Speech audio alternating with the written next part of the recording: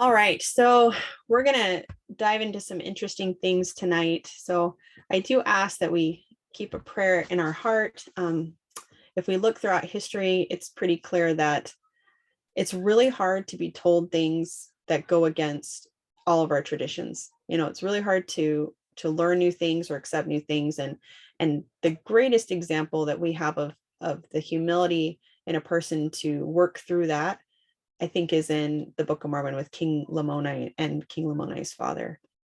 How quickly, once he heard the truth, he was able to let go of everything for Christ. And so I hope that we all continually keep that in our hearts and our minds as we go through this. I'm going to open up a little view here of my screen, and we're going to get started. So where does all of this religion even come from? So when you think about the history of the world, you know, I have friends that have gone many different paths, and it seems kind of crazy that you can look at all these different religions and all the different schisms and beliefs and traditions that are out there. And so it's really crazy if you start getting into it or researching any of it, where did all of this come from? And the reality is it all comes from one place. And that's what we're going to start talking about in this. So I want to first explain an idea. Now, all of creation comes from or is one circumscribed into one whole. And I call it the grand chiasmus of creation. So if we look at this picture, you've got the war in heaven, Eden, the Jews, the Gentiles, and the Gentiles, the Jews, Zion, and Gog and Magog. And you can kind of rename those, whatever, but the main idea here is that they mirror each other, and in the very center, everything points inward to Christ. So the Hebrew scholars, they all spoke in beautiful chiasmic structures and literature. And the Lord uses that in his teachings and in all of the things symbolically that he tries to help us understand. And then even he himself works in this exact pattern of telling you what's going to happen, and it happens, and he told you what's going to happen, right? So the war in heaven, and then Eden, where people walked and talked with God. Then the true gospel went to the Jews, the Israelites, and then from there went to the Gentiles. And in the midst of that, you have Christ and his crucifixion, the meridian time. And then the Gentiles get the true doctrine because the Jews have lost it.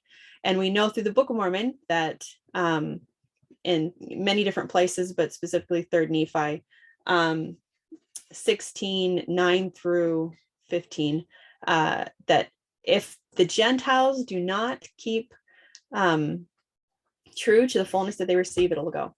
And so then we'll have Zion again once it goes back to the Jews, and then you'll have, after the millennial rest, you'll have Gog and Magog. So to keep this understanding, because the best thing that we have right now, the biggest, I guess you could say, step up that we have is we know what already happened. And if this is a chiasmic structure, we know what's going to happen.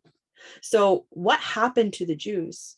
What happened in the environment? What got them to where they were going to be? What patterns and what traditions and what belief systems existed that caused a people that had so many gifts and so many blessings and so many miracles wrought among them that they lost it?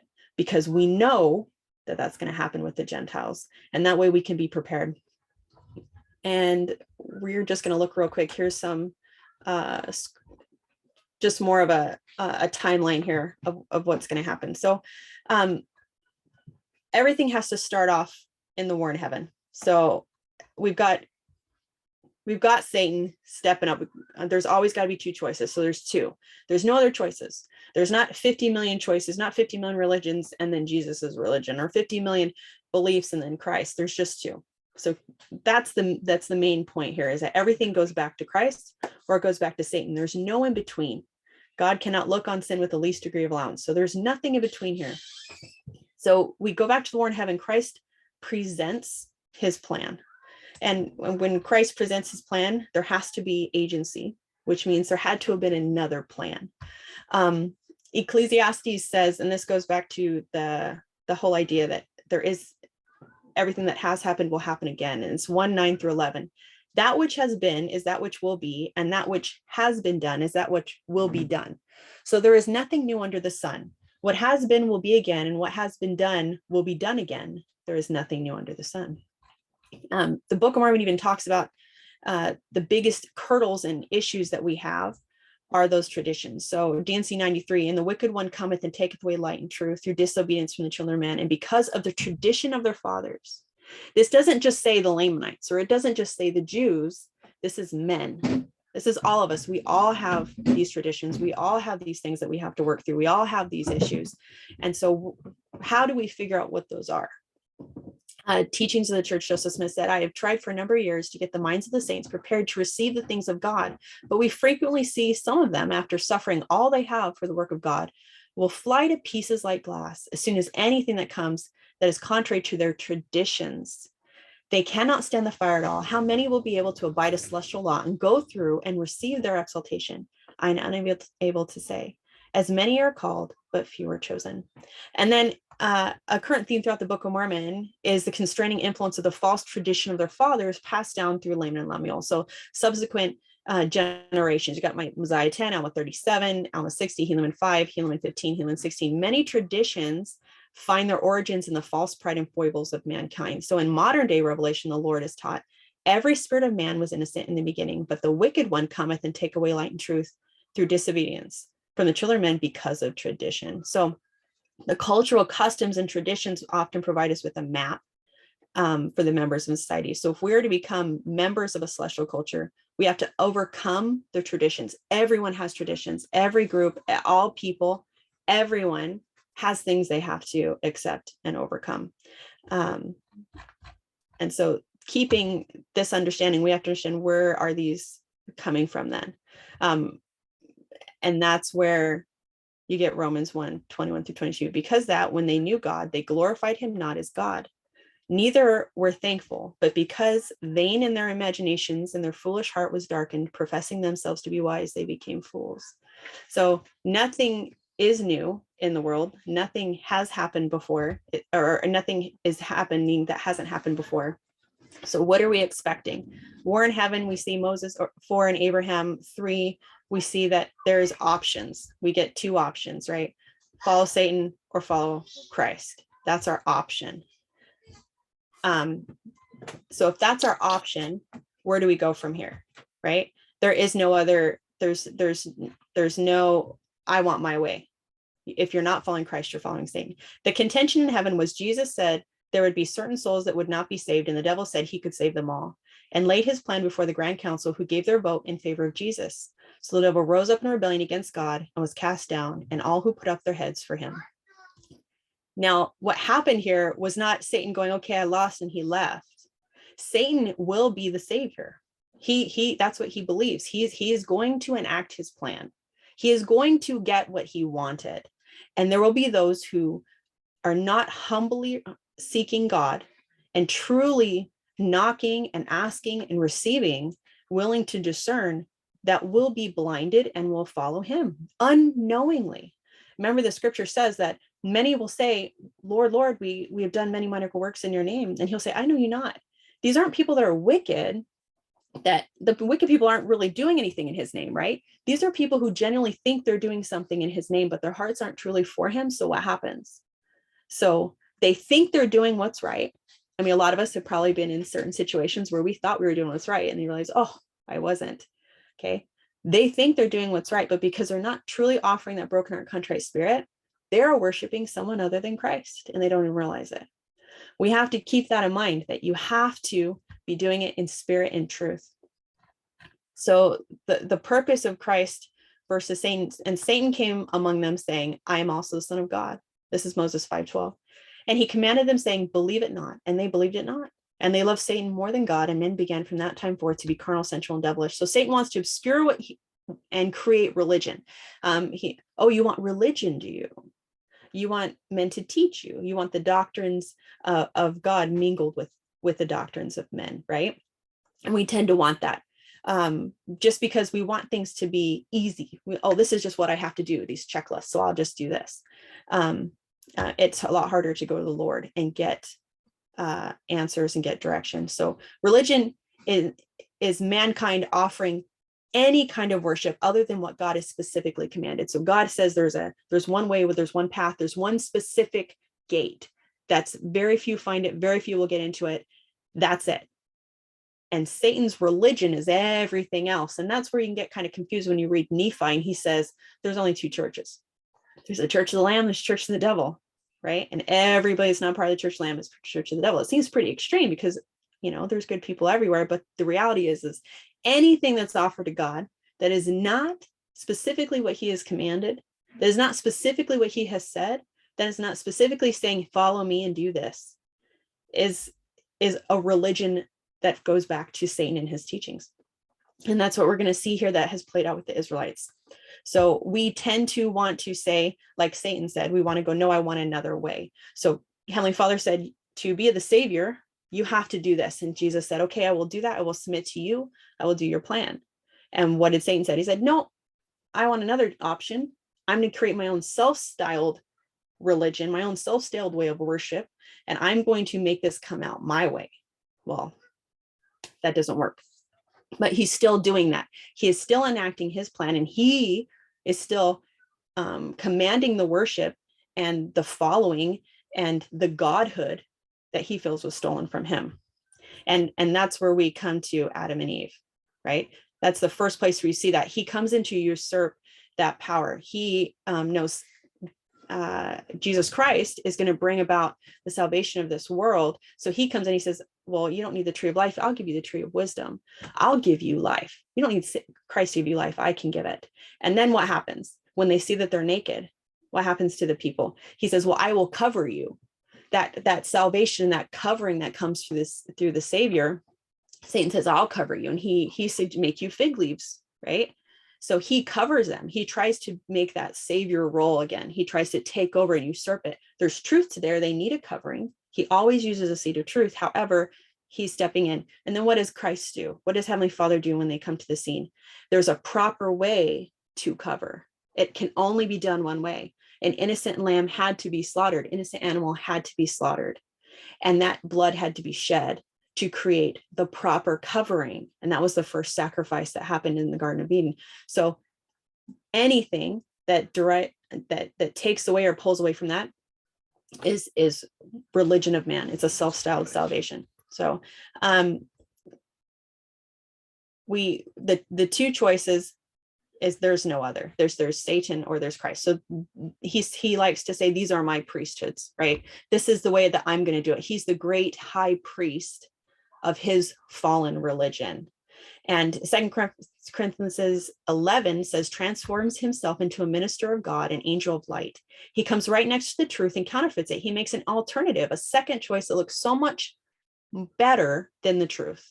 And so we have to understand what's the basic truth of the gospel. What's the basic truth we see in the garden? What's the basic truth of this gospel?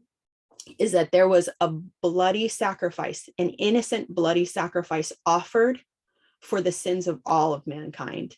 And through that sacrifice, through Jesus Christ, who is perfectly innocent and perfectly loving, giving himself willingly, all those that come to him are washed clean and saved. And that's the very core of the doctrine of Christ. It's the very core of everything that we exist for. And so what does Satan do? We're going to see what Satan does with that very, very, very deep, basic truth. And so Satan says, in the Garden of Eden, you don't need the tree of life. You don't need this. And then where do we see that again? You see that with Cain and Abel, right? There's a particular way to do this sacrifice. There's a particular way to worship Christ in spirit and truth. And what does Satan do? So Cain's the perfect example of that. Again, there's a sacrifice made, but it's not even of a sheep or lamb. He's offering what he wants to offer. He's giving what's comfortable to him. Well, this is how I feel I should do it in my heart. Well, Cain is saying, this is what shows the Lord that this is what I put my work into. I'm a farmer. This is what I do. So this is how I'm going to offer it. That's a self-styled salvation. You can't do that. Abel offers the first thing of his flock. Now think about this. Think about raising these sheep your whole life. You're taking care of these flocks your whole life. You're making sure wolves aren't getting them. You're there when they're being birthed. You're taking care of them when they're sick. You're shearing them. Now imagine having to hold that sheep down. And I meant to give this warning at the beginning of it. We're probably going to get into some more difficult aspects of history that might be a little more vulgar or violent. So if you have children or you're around children or they're going to listen to this, it's just going to be, we're going to talk about some more extreme things. So this is just the beginning of that. So here's your warning. Anyway, imagine holding that sheep down and having to kill that sheep and have the blood run from that sheep, and then having to pull the sheep into the proper pieces, and then having to offer that little sheep that you brought into this world and you've cared for and you kept warm on cold nights to God. That is the experience. That's the process here, you know, and that takes so much to understand the true purpose of that sacrifice pointing you towards Christ. And Abel knew what that sacrifice meant because Abel sought God and he received the understanding of what that meant. But Cain was like Laman and Lemuel in the sense that they wanted Nephi to tell him what that dream meant. So Cain said, I'm not going to seek God. This is what I can give. This is my way of showing I worship. This is what makes me happy. Right? Yeah. The plan of he knows my heart. But the reality is, if we're worshiping someone, it's not about us.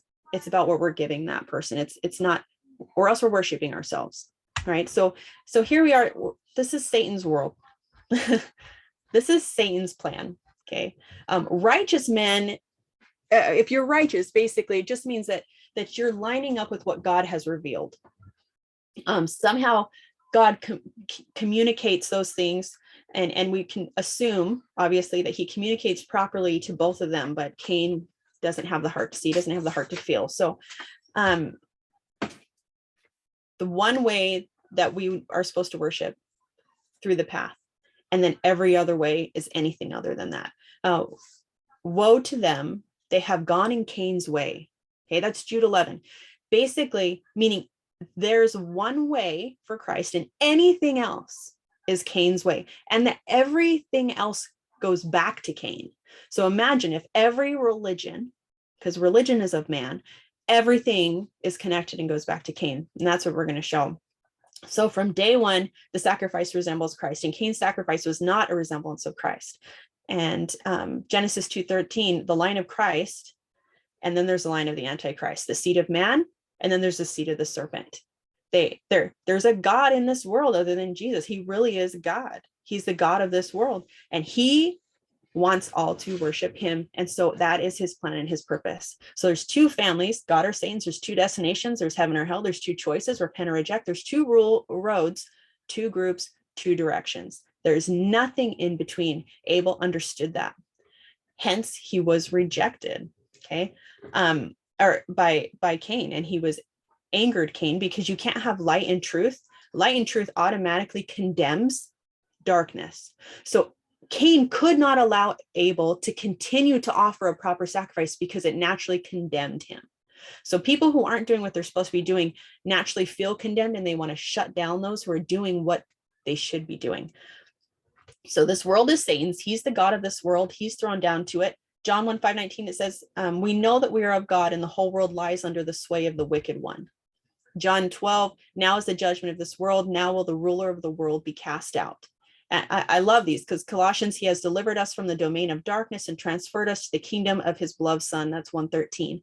The reality that this is his realm. So pretty much everything that we're experiencing is a lie. Pretty much everything we are experiencing is his religion. It's his plan, and we have to come out from under that. So by every possible means, we seek to darken the minds of men, then offers them falsehood and deception, the guise of truth. Satan is a skillful imitator, and as genuine gospel truth is given, the world is ever increasing abundance.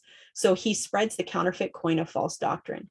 The father of lies, he has become through the ages of practice and his nefarious work, such inept that were it possible he could deceive the very elect. So Satan's plan never ended. He didn't just walk away having been cast out. You got Abraham, Moses, Jesus Christ. Satan comes to them and he offers them something. He offers them a kingdom. What did he do? In Moses 1:12, Satan came tempting him. Jesus, he attacks him and tempts him. Joseph Smith, I was seized upon by some unknown power. These are examples of men who refuse Satan's temptations to worship him as the God of this world. He's still seeking for people to follow him. He's still seeking to be worshiped. Okay. They rejected that. But what about the kingdoms of power of those people who received his promises? What about everything throughout history who said, yes, okay, I'll take it. So throughout all of history, throughout all of the religions, everything will connect back to this: I am no devil, there is none. We know that the war in heaven, he wanted to be a savior. So he's going to take something that's a sacred truth, because seeds of truth stick, and he's going to build something around it. So the main sign that people would know, what was the main sign that people would know of Jesus Christ? The main sign that was given was that he would be born of a virgin. And then there were details about where that would happen, or the sign in the heavens, things like that. But that was a very special sign. And then there was a sign of his death of 3 days. So Alma 30, Mormon gives a lengthy account of these antichrists who come in. And you've got Shurim, you've got Nehor, Korihor, Jacob, Alma. But all of these people see in some way an antichrist. So the devil hath deceived me, they'll admit, and they'll say, he appeared unto me as an angel, a form as an angel of light, because he's going to be worshipped. He's going to use whatever he can. And the people that are following him either really think he's the God, because they don't have the discernment and the desire to follow Christ, so they're deceived, or they know what he is, but they want what he has to offer. So once again, Ecclesiastes, that which has been done will be done. There's nothing new under the sun. So we have to constantly ask ourselves, okay, do we have false traditions and beliefs and cultural heritages that are being affected by this person who is taking truth and twisting it? The Book of Mormon gives us dozens of references to how important traditions are and in affecting us. So the first three that I want to go over is Mosiah 1:5, that even our fathers would have dwindled in unbelief, and we should have been like unto our brethren the Lamanites, who knew nothing concerning these things, or even do not believe them when they are taught them, because of the traditions of their fathers, which are not correct. So because of traditions, what happens? They reject truth. Because of deep-seated traditions, people will willingly reject perfect truth because of, well, this is what I know. This is all I've known my whole life. This is everything. So it's a love for the world.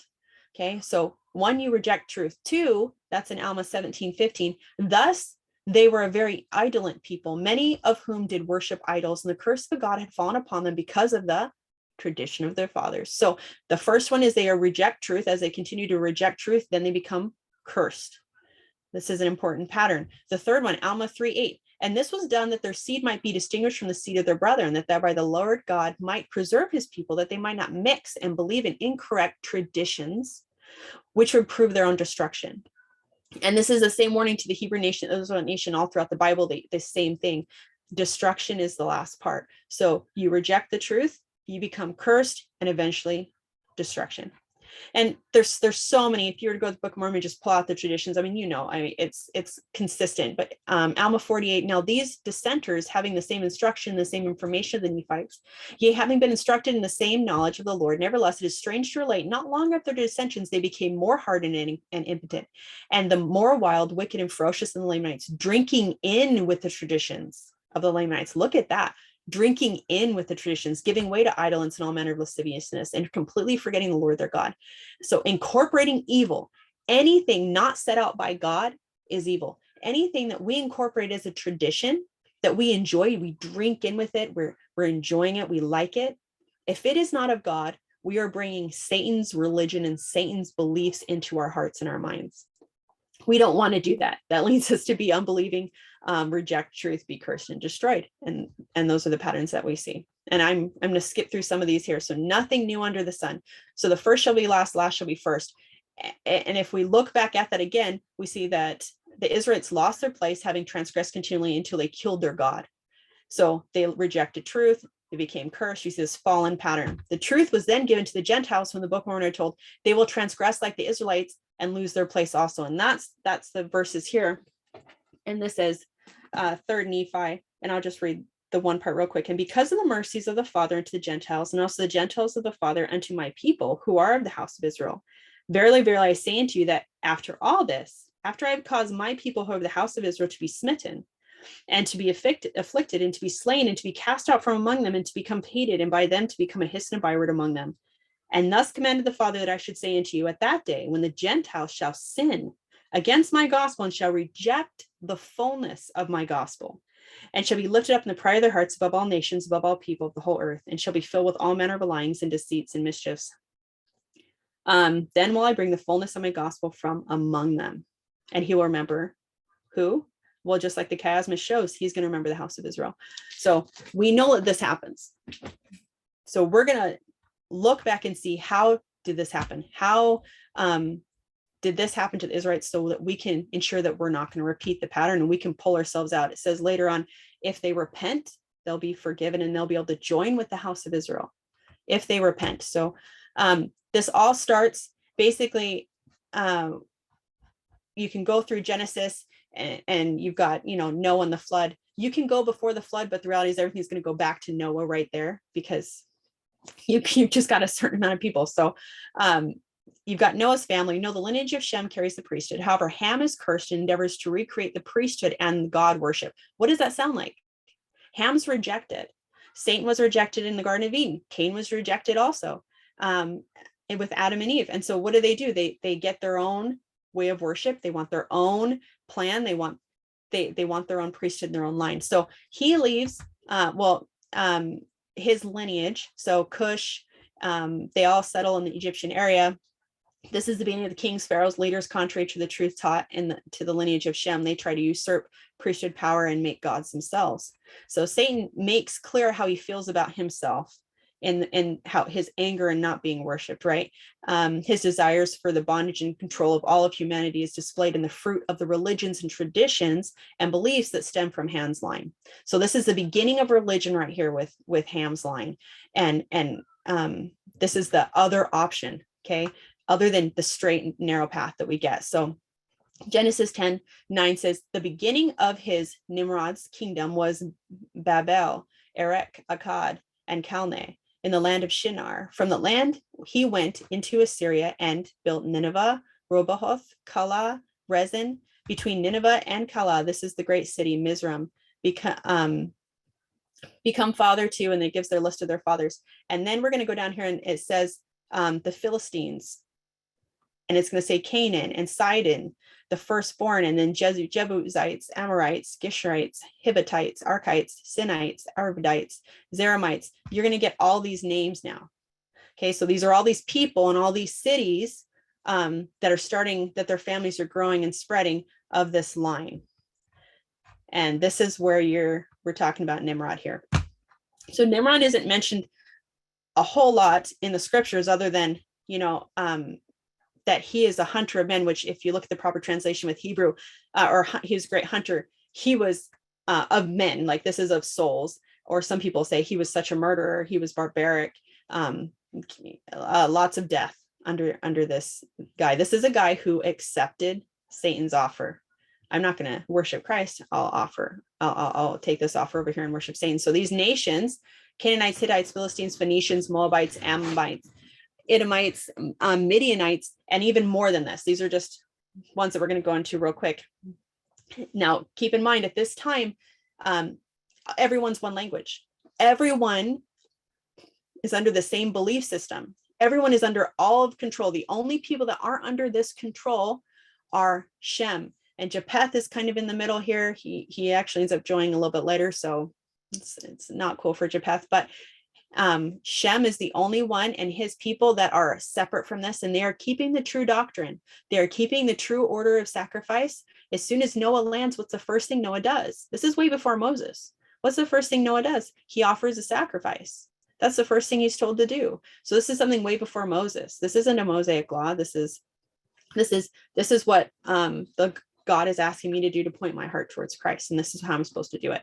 So all other people in the world that aren't following Christ with Shem are a part of this grand religion. So one religion, one language, control. And this is something that we see in chiasmic structure for the end of the world too. This is going to happen again before the end of the world.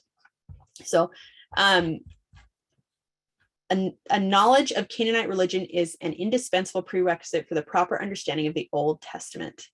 Now, this is so true. If you don't understand who the Canaanites are and you don't understand how they affected the Israelites, you can't really grasp what's going on in the Bible. We can't understand the struggle that the prophets are having continually with this people. They're supposed to be a chosen people. So understanding Nimrod, the scripture tells of him, Nimrod became a god man to the people. His wife, some people are up in the air on his name or on her name. We'll call her Semiramis. There's enough information, I think, that we could call her that. But his wife and mother. So basically, it was his mother. As far as information tells, he married her and they had a child. So Nimrod was eventually killed by an enemy. Well, it was Shem. Shem comes when he sees the terrible things that Nimrod has enacted, the religion that Nimrod has brought to the world, the horrible sacrifices. He's made himself the great high priest. It's disgusting, the things that are happening. Shem comes and he kills him. And this can be pulled from several different works. Jasher and Gilgamesh. Gilgamesh is also Nimrod. So eventually he's killed. And Nimrod's wife, Semiramis, followers plunged so deeply into sin and occult that they even sacrificed babies to Satan in their worship of him. So this became a common practice until Shem comes and he stops it. But we think that that's going to end this. It doesn't end it, unfortunately. So what she does is she sees that she's lost her power, and you've got probably 5 or 6 different stories that support this. And she goes, what's the deep seated truth? These people came from Noah. They know the true seed of truth. They know that the true God of this world comes. The true God of this world is born of a virgin. And the true God of this world is going to offer a sacrifice in complete innocence in blood. And it has to be in blood. It cannot be the fruit of the field. It cannot be anything else. It has to be a blood sacrifice, a perfectly innocent blood sacrifice. And it has to be someone that was born of a virgin. That seed of truth that is so basic is taken here by, whether it was before Nimrod died or after Nimrod died, the fact is it's taken and he creates an entire religion around that, or Satan through Nimrod creates an entire religion around that. And that's what we see lay out here. And this is just a quick look at this. And we're going to go into more of these, but this is India. So they have the same, this is a Virgin Mother. We've got, the Pope here, we've got Mary, you've got Semiramis and Nimrod. This is a Greek. And then you've got Egyptians. This is Virgin Mother and baby. So this is Semiramis and Tammuz, which is the sun. And then we'll just look at this real quick, if you can see these. So Semiramis ends up coming, and what you see happen with the Tower of Babel, we all know the story. God sees the abominations, the evil, that for him to come down and do what he needs to do, he has to completely dismantle their culture. And the only way to do that is to change their languages. Now, what happens if everybody knows the same story and everybody's taught the same thing and you change their languages?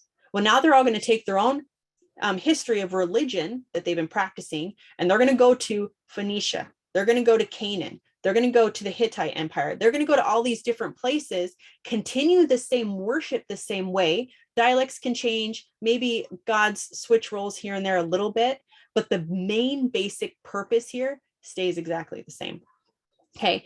And so you're going to see a lot of signs. So this first one right here, you've got the Virgin Mary, and you've got all these sunbeams coming off of it. That's very important. Keep it sunbeams. And then you've got these horns on the bottom. Here, again, Virgin Mary horns on the bottom. You've got down here at the bottom, you've got the horns. You've got a sun with the Egyptian. Then here you have the bowl with the sun. This is what was made in Egypt, or after they had left Egypt and they're out in the wilderness and the Israelites are waiting on Moses and he's taking too long. They decide they're going to make a god. Well, gee, what do they make a god out of? Same signs. There's the same bull horns, the same sun representation. And we'll talk more about that. But basically what happens is the Saturnalia religion or belief system is the same date as Tammuz, which was the child of Semiramis, supposedly after Nimrod. So Nimrod dies, he becomes a god, he ascends up to godhood. This is the theory or the belief system. And then the sun rays shine down through the wife Semiramis, and she miraculously bears a child. Well, we know that that's a truth for something, but she takes it in. And so people hear that and then they go, okay, well, now there's a sacrifice that has to be made to truly worship.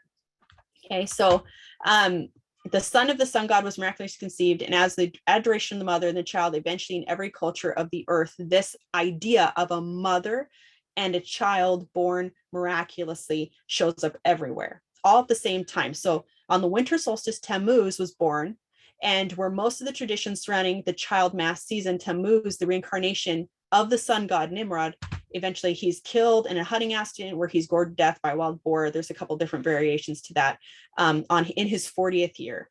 And so those who worship the son of the sun god then set outside 40 days to weep for the weeping of Tammuz. We're going to see this in the Bible. We're going to see women weeping for Tammuz in the Bible.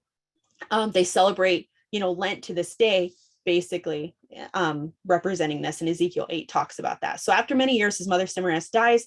The gods supposedly look down on her, make her the mother of God. They make her the fertility goddess. She comes back and is depicted exaggeratedly with, bare-breasted. She's the queen of she called Ishtar, Astarte, Queen of Heaven, Esther, all these different names. I mean, we can go into all of them, but Venus, it depends on where you're from. The different dialects and the different religions or the different areas have different names for her, but it's the same story. And that's a really important thing here, is the same story. So Epic of Gilgamesh is historical records found in Mesopotamia and Egypt. They tell of basically Nimrod. It's the same understanding. So Nimrod's date of birth, all of these things, fir trees, all the things that are in one part of the area, they're being worshipped all over.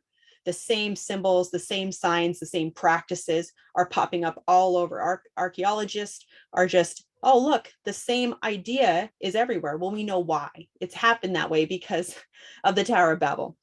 So here are some of the names for Nimrod that all come back, same story. You got Ares, Bacchus, Dionysus, Eros, Hermes, Pluto, Poseidon. I'm not going to read all of them. Jupiter, Saturn, Nebo, Kronos, Cupid, Mars, Mercury, Odin, Woden, or Cyrus, Egypt with Isis. That's a really, really big one we'll talk a little bit more about.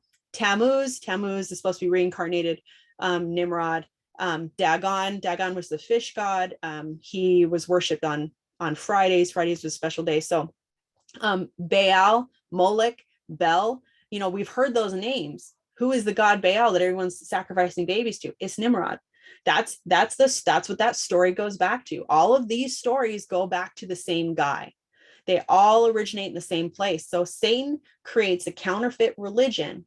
And while they're all different languages, and maybe some of it changes a little bit, and there's a couple extra gods over here and over there, it's the same idea, because he wants to be worshiped. And he doesn't have to get you to know you're worshiping Satan. He doesn't have to get you to come to him and say, I choose you over Christ. He just has to get you to perform the rites and the rituals that he says, and you're already his, because we are physical creatures. We're here spiritually to teach these bodies how to obey our spirits. Our bodies have never been in the presence of God, but our spirits were. So we're trying to teach our bodies to overcome and to submit to the spirit. Now, if we're doing things physically that are wrong, if we're doing things physically that are in representation of something to worship Satan, because it's his religion, then what do you think that does to our spirit? Our spirit has to follow suit with that. So it's very important that we take seriously the things that we're doing and the actions that we're implementing when we worship, because those things affect us spiritually. So Epic of Gilgamesh, Syriac Caves of Treasures, Flavius Joseph, the Book of Rolls, Philo. There's so many that connect back to these same stories. So Baal simply means Lord. And the idea of Baal being the name, we'll think about when Moses goes up into the mount. And he says, well, what's your name? Who am I supposed to tell people your name is? Why does he say, I am that I am? Why doesn't he say, I'm the grand Jehovah, I'm Jesus Christ, or whatever, he wants to be called. Why doesn't he give a name? He doesn't give a name because these are people who are so deep in idolatry. They're in Egypt. Okay. They have Isis and Osiris. They have Hathor. They have all these gods that they have been surrounded by and real, believe it or not, worshiping, because they don't know anything different. This is the great difficulty that every human being on this earth has to come out of. We have to have a Lamoni experience. We have to go, everything around me is wrong. Everything. I have to go directly to God, just like Lehi did in his dream, call out to him, let go of everything and follow his voice, because everything around me is wrong. Right. So the Egyptians come out. He can't even tell them his name because they're so full of idolatry that they will take that and attach it to something and start worshiping it. The commandments say, make no graven image, have no other gods before me, and make no graven image. That is really important because we, with our weaknesses, want to take God from where he is and bring him to us so we can worship him. Okay, we distance ourselves from the Israelites and go, oh, well, they're crazy. We don't do that. We need to get rid of that belief because we're the same. We're all the same. And Satan's greatest strength is when we distance ourselves from the scriptures and assume they're idiots. Why are they worshiping a cow? Instead of the reality.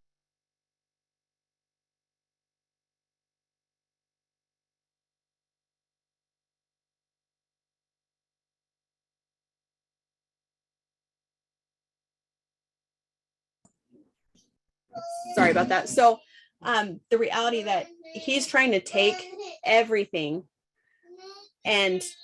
or we're trying to take everything and bring it down so we can worship him, when the whole point of our existence is we're supposed to come out of the world and go and worship him.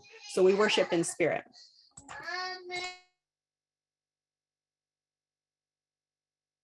Let's see. So now let's go down to, so you've got Baal. So he was a solar deity. So he is basically, Baal is the Lord of two horns. So that's really important. He, his wife's Tanit. In Greek, he's Kronos. In Roman, he's Saturn. In Canaanite, he's El, well, the Elohim, right? So he's God. He's El. So the Phoenicians were the Canaanites. So the Bible, a lot of people don't realize the Phoenicians were the Canaanites of the Bible.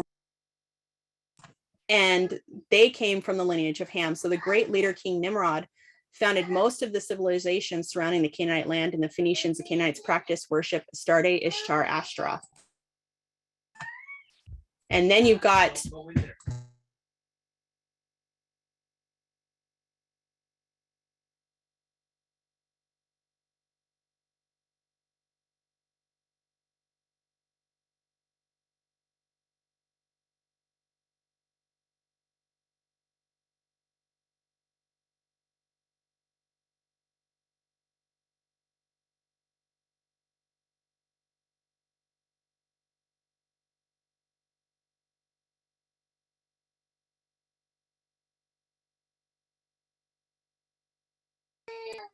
sorry, I'm experiencing technical difficulties with a child that doesn't want to go to bed.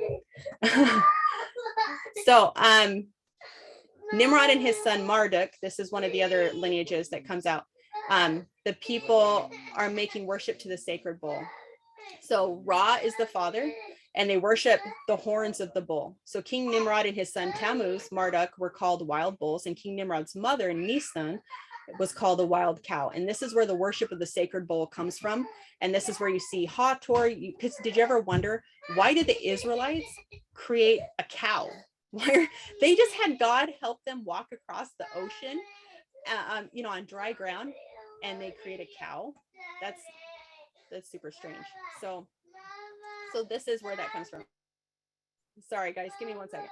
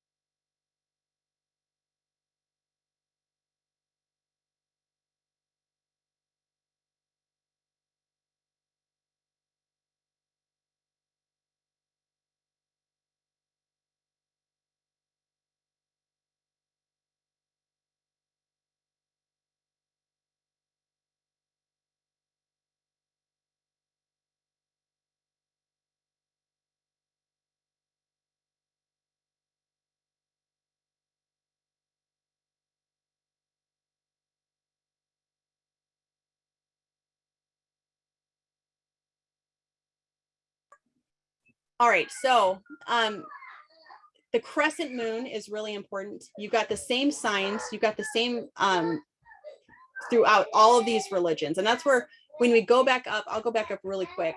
Now look at this. You've got the same signs and symbols through all of these. Okay, and these are just maybe 5 or 6 different. You've got just the same signs. And so now we're going to scroll back down, and there's some of the origins of the gods. So you've got the Babylonians. They worship Semiramis and Nimrod and Tammuz. So that's, you can see that in Jasher, you can see that in Epic of Gilgamesh, you can see that in a lot of different areas, plus the archaeological proof that stands for that. Then you've got the Sumerians. So this is Ishtar and Dumuzi, Asherah, Inanna, and Queen of Heaven. Now, several of these are in the Bible.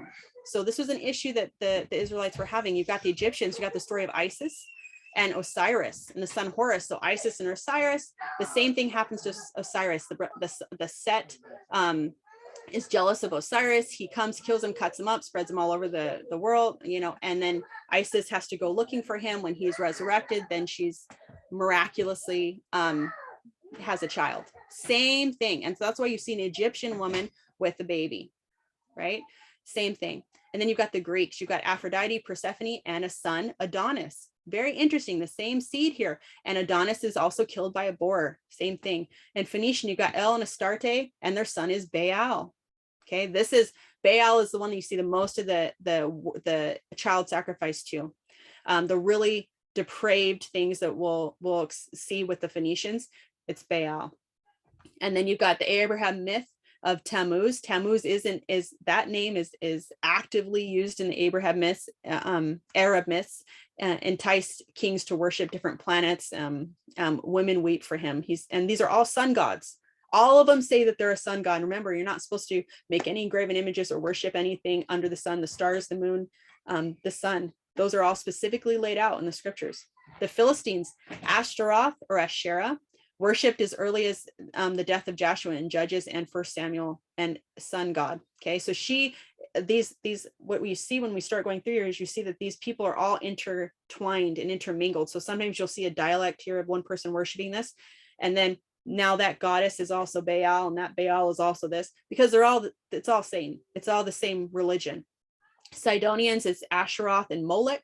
Rome, it's Sol Invictus, Zeus, Cupid, Venus, all sun god. Sometimes those merge, sometimes they're individual, but Sol Invictus is the sun god, the venerable day of the sun. The Romans, that's their guy. That's the one they go to. They celebrate Saturnalia. So Saturnalia is the worship of Saturn, and that's the end of the year celebration for the Romans. So really, really, really obvious here. You've got Egyptians, you've got Phoenicians, you've got this is Indian, you got here, this is an Asian historical context. And look, I want you to keep an eye on this stuff. You've got what looks like a moon or a sun on the top of these, right? Or holding moon and suns. Okay. And then you've always got the horns.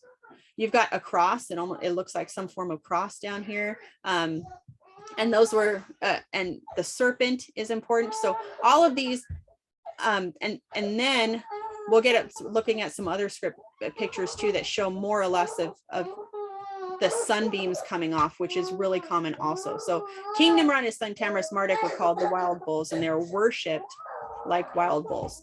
Okay, so Osiris, Isis, she in the scriptures is said to have been worshipped like Hathor.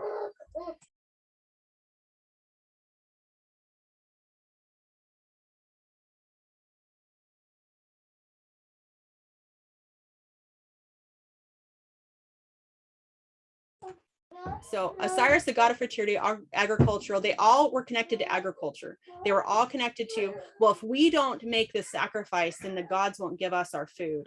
Then the gods won't give us our blessing. The gods won't give us, all these things. So when scientists look back at this, or architecture, or historians, they go, oh, well, they just did this because of agriculture. Well, no, who was the agricultural one that wanted to offer his offering? Who was that? That was Cain. Okay, so it's interesting that all of these gods, all of them are connected to the earth and agriculture, and that they have to make these sacrifices to get what they want agriculturally. So the sacred cow, the sacred animal is the cow, has the head or even the full body of a cow. Hathor, which is an Egyptian god, was the queen of Tyre. Ezekiel 28:11-19 talks about that. Like Ashtoreth and Astarte and Isis and Inanna and Mary, they're all called the queen of heaven. Hathor was also known as the pharaoh Hatshepsut and called Hiram or noble. So sky, stars, her body, basically the sunbeams that go through her body, and boof, she's pregnant, right? So lots of stuff here. The serpent is said to be the backbone of Isis. Well, that tells you a lot about that. So in the Old Testament, however, Ashtaroth is customarily associated with Baal. So when we go back and we look at Palestine and the Canaanites, you're going to see that Baal's wife eventually merges with Baal pretty much. And that's in Judges 2:10-6, Samuel 7:4, and then 12:10. Jezebel from Tyre even gives her name Asherah from the association of the two in Jezebel's worship in 1 Kings. So all these languages and traditions, everything you're seeing here. And I mean, I just can't put 50 million pictures on here, else I would, because there's so much more if you just start doing a little bit of research on it. It all starts at the Tower of Babel. Okay, all of it, all one religion, all one story, all one belief. So this is Satan's counterpart to Christ's sacrifice. One bloody innocent sacrifice, and Satan has his counterpart. So we have to look at now the Canaanite religions and rituals. So this is really important to understand their religions and rituals. And this is where, you know, if there's someone in the room that maybe this wouldn't be good for them, maybe pause this and listen to it later. But so the rituals were performed in Canaanite temples and sanctuaries. The Canaanites are all of them. So and the Phoenicians were the Canaanites. However, this is a Canaanite religion that is spread out through all of them. This is just going to be one example that we'll talk about. So everything and it happened in the Canaanite temples and sanctuaries were by their very nature sensual and erotic. So if these were ritual acts that the Israelite prophets hurled, you know, all their blistering rebukes at, okay, their condemnation. Consequently, it's here that we must look a little bit deeper, though, to see what angered the Lord and the prophets so much. So the Bible, however, is nearly silent on the rituals. And even the Book of Mormon, you see what it says, I'm not going to write what the secret oaths are. I'm not going to write their oaths and traditions, because they are had where? Among all men. They're had among all men because Satan is the author of it. And if he's the author of it, he likes order just like Christ does. He likes having things a set way just like Christ does. He likes having, you know, all of his minions doing exactly what he wants. So there is order to all of this. So the gods of the Ugarit. So the Ugarit was found in Carthage, and that it's a Phoenician area near Tyre. And so this is an actual stone carving that explained exactly what the people did and what their gods were. So you've got Baal, god of rain and fertility, Anat, god of ortis and love, Yam, Mot, Ashtoreth. Ashtoreth pretty much, Baal's married to his daughter or his wife. You know, it's all over the place, but Ashtoreth and Baal eventually pretty much merged. So basically what was going on here is the text speak of Phoenician child sacrifice and locations geographically removed from Canaan, but they actually confirmed all of the religious cultural connection to Jezebel of Tyre, and the city was founded shortly after that her death. So the Carthaginian Tophet, this is one of the Tophets that was found, is the largest of the Phoenician sites, and indeed the largest cemetery of sacrificed humans ever discovered. Okay, ever discovered. Child sacrifice took place here for almost a continuous period of 600 years. The size of the Carthaginian Tophet was said to probably be between 54,000 and 64,000 square feet. So using the density of urns that they excavated from this area, over 20,000 urns. So those are just the remains that were made into urns. And a lot of times it was several remains in one urn. 20,000 urns. That's at least, you know, we've got 100 a year. So horrific. And they're all infants. They're all babies. How do you get people to give their innocence so readily like that? How do you do that? How do you get that? Okay, these burnt sacrifices were made to Tanit and Baal Haman, the patron god and god of Carthage. Basically, Tanit is the equivalent of Astarte, Ashtaroth, Esther, Isis. I keep saying all those to make sure you're connecting all these, that they're the same person. Some say Baal Haman is the equivalent of the great god El. Remember Elohim? There's truth in all of these, so it just means God. It just means Lord. And like I was saying, God, he didn't give his name. He said, I am that I am. So we've got a God here just called Lord. He doesn't have a specific name. That's where that comes from. But God, because they're such an adulterous people, he can't even give them his name because they'll make something out of it. We like to take God from where he is and make him ours, make him here with us. We like to have a picture, we like to have a frame, or we like to have a place we go, and we concentrate our efforts into that. And that's idol worship. That's wrong. And so that's what the people would do. And he didn't want to even give them a semblance of that because they were already so idolatrous. And so God was doing everything he could to help them by just saying, I am that I am.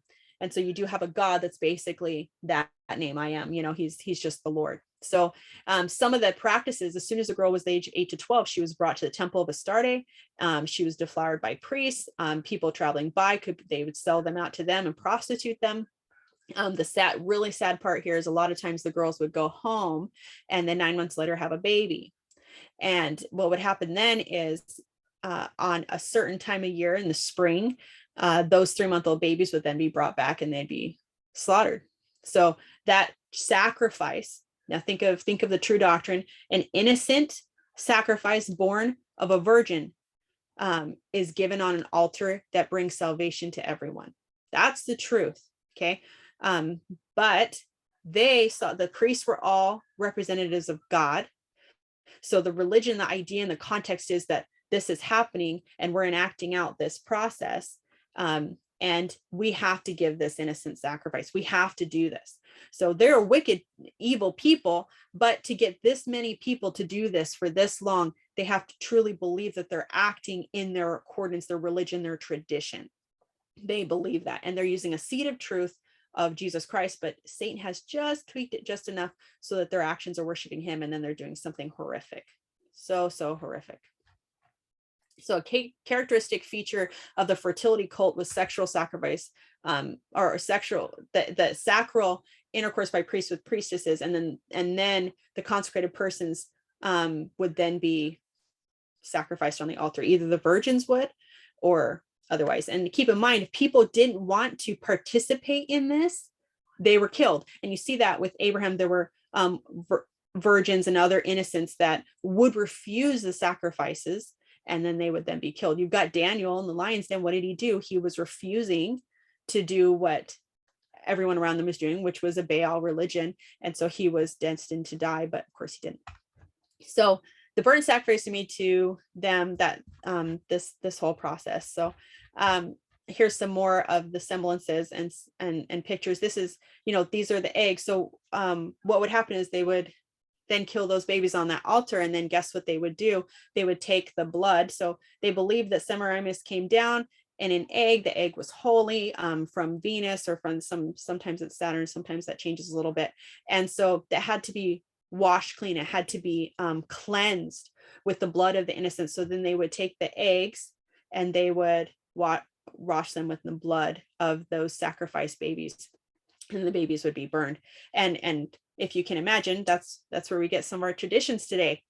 So if that doesn't make you sick, we should check ourselves. So Deuteronomy, you shall not worship the Lord your God in that way, for every abominable thing that the Lord hates, the Canaanites, have done for their gods. So imagine, God just said every abominable thing that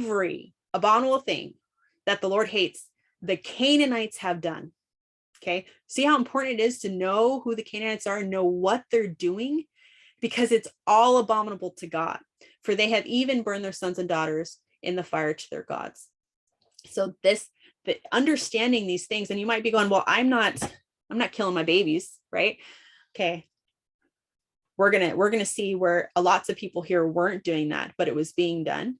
And then we're going to see where there is no self-styled salvation. So it's not, well, I'm not doing that, I'm just enjoying this tradition, so it's okay. No, this tradition, this physical action of doing these things is worshiping this, because this is the religion Satan put out.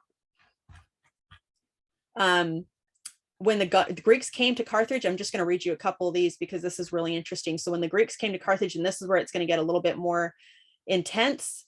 So I apologize if this causes anybody any kind of uncomfortable feelings. Honestly, it should, because it's pretty terrible. But Greek century 4C Greek author Cleocritus says that out of reverence for Kronos, the Greek equivalent of Baal Haman, so Kronos was Baal Haman, all came from the same place.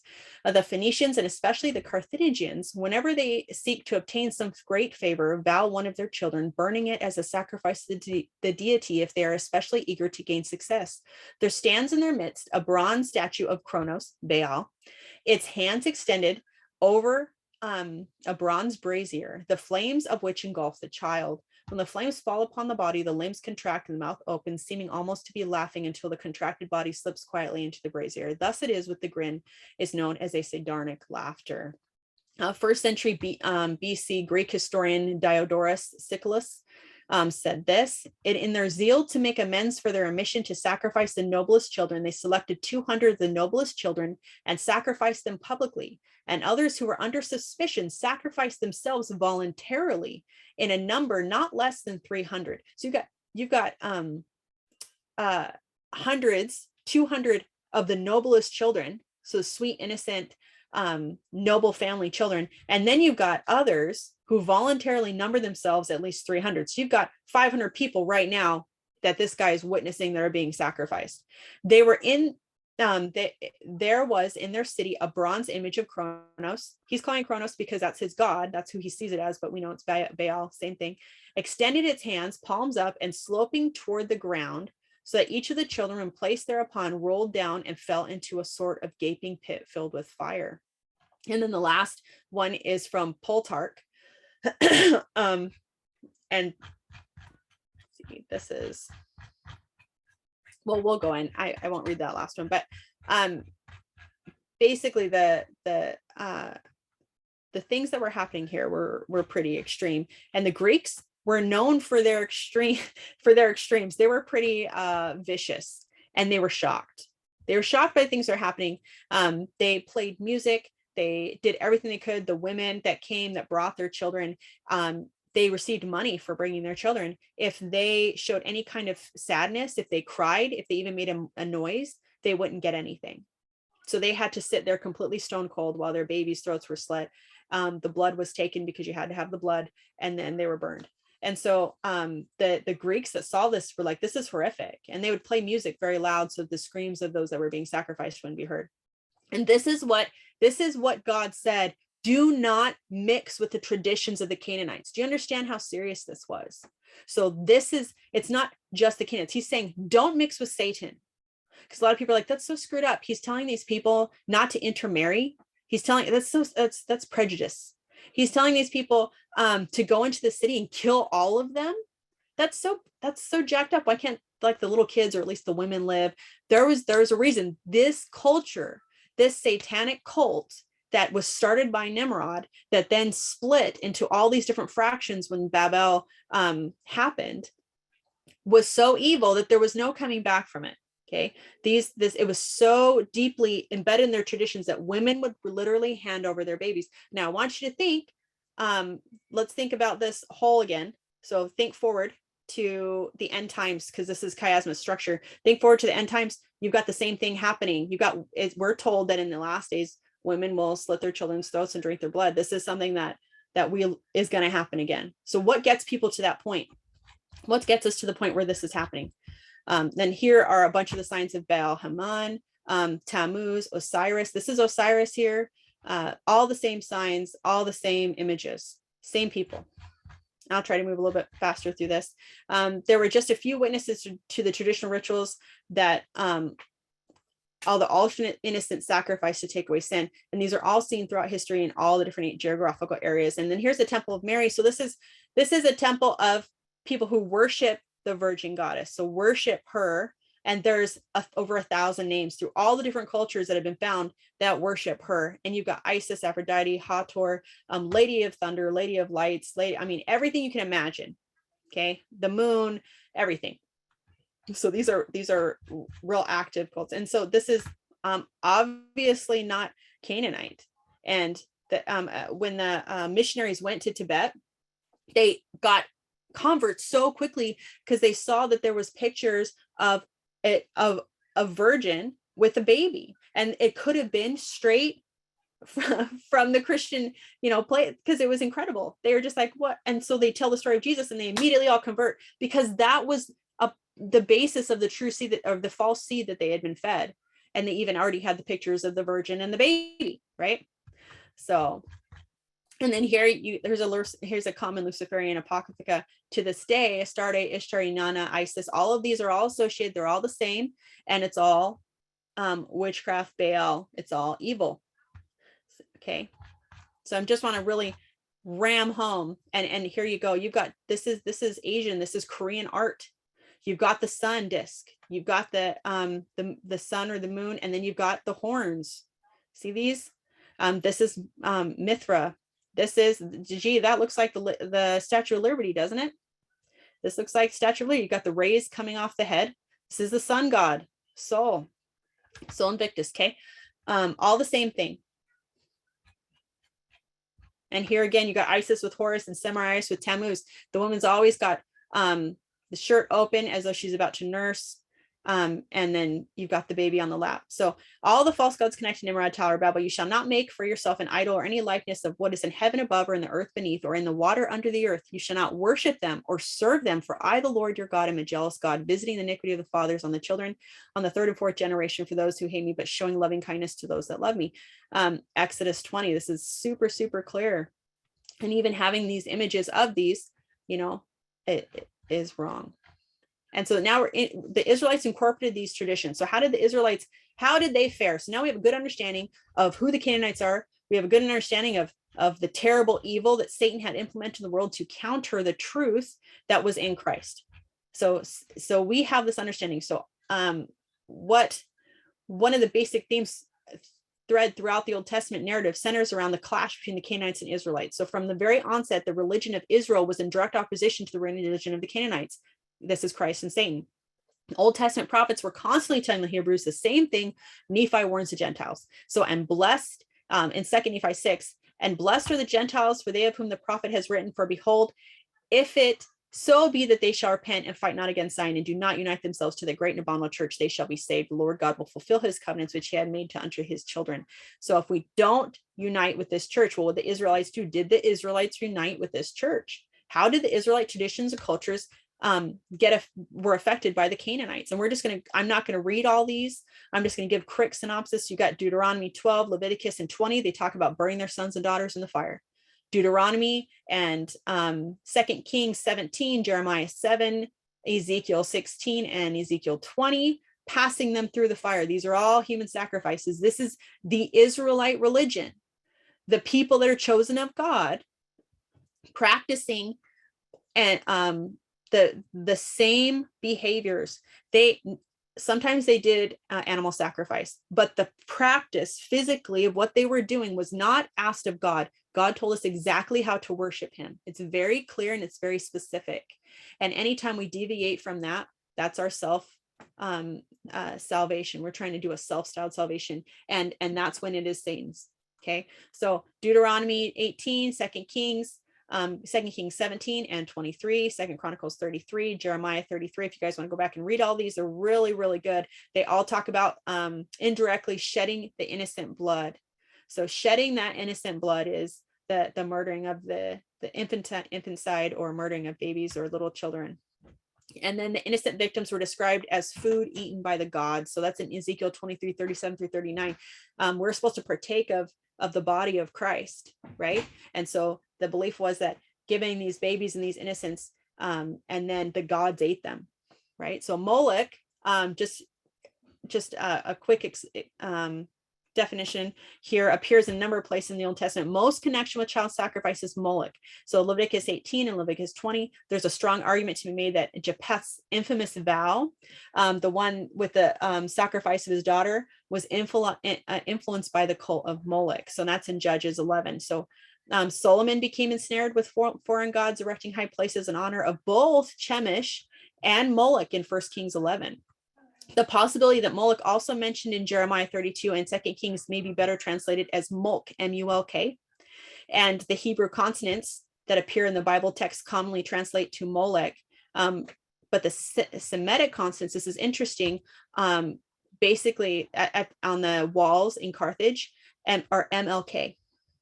We've got MLK Ultra, we've got a lot of other things that do this same evil practices even today. So who were the people sacrificed to Baal? Those were the innocents, and they were the true worshipers of Christ. True worshipers of Christ are never in abundance. The world is never covered in true worshipers of Christ, not until all the earth is cleansed. So it's never happened. They will always be persecuted. They will always be murdered. They will always be killed. They will always be martyrs. That's the way that happens. Nephi was persecuted. They're always persecuted. So those who would not submit to this, if they chose to be in that society, then they were obviously made sacrifices. And so, and here we go. How did these apostles die? Not just these apostles, but even those that turned from the Jewish religion when they believed Christ. The slaughter happened. So Israelites poured out instant blood. In Psalms, Judah was guilty of child sacrifice before the days of Solomon and all the way up to the Babylonian exile. So they built up high places to Baal to burn their sons in the fire, burn offerings to Baal, which I did not command or decree, nor did it come into my mind. That's Jeremiah 19:5. After Solomon's kingdom split, Israel too was guilty of child sacrifice that led to the Assyrian exile. Remember, the traditions lead to rejecting truth. No, this is how I've always done it. This is how they've been doing it for 600 years. Okay, imagine someone in the child sacrifice is saying, no, we've been doing this for so long. All the people in charge say it. This is how we receive salvation. This is the way it's done. How hard it is to step out of your world. You have to love God more than anything to be willing to walk away from everything you know. Okay, so you've got these people rejecting truth because they want their traditions more than they want truth. That brings the curse, and then that brings destruction. You've got the northern kingdom and the southern kingdom completely destroyed, and they built up all those altars to all those different gods, all leading back to the same thing, right? And there's so many more. I'm not going to go into all of the other ones here. You've got 2 Kings 17, Leviticus 18, Jeremiah 32, Jeremiah 19. They built up the high places of Baal. That generic Baal does mean the Lord. It's just that connection, that hail right back to I am that I am. So they worship. So we explained a little bit of how they came together and under every oak tree, every green tree. Baal fertility cult worshipped Asherah using green fir trees and poles. So who slaughter your children in the valleys under the clefts of the rocks. Okay, on high and lofty, this is Isaiah 57, on high and lofty mountains, in every high place, you have set your bed, and there you went up to offer sacrifice to Baal. You journeyed to the king with oil, Molech, and multiplied your perfumes. You set off your envoys and sent down even to Sheol. So this is 5-9. Isaiah, he specifically using the oaks and the trees. That was a central part of worship, was gathering around and under the trees to worship Asherah, Baal. It's always the agriculture, going right back to Cain. I'm doing it my way. And this goes back to in heaven. Satan didn't want to give his life. Satan didn't want to become a savior. He didn't want to do his plan, do that plan. He didn't want to do God's way. Christ said, I'll do God's way. Satan didn't want to. Satan wanted to do something that didn't have to cause him pain and suffering, right? To simplify it the best way I can, and not off. And so all of this is going to focus around the earth and the greenery and the plants.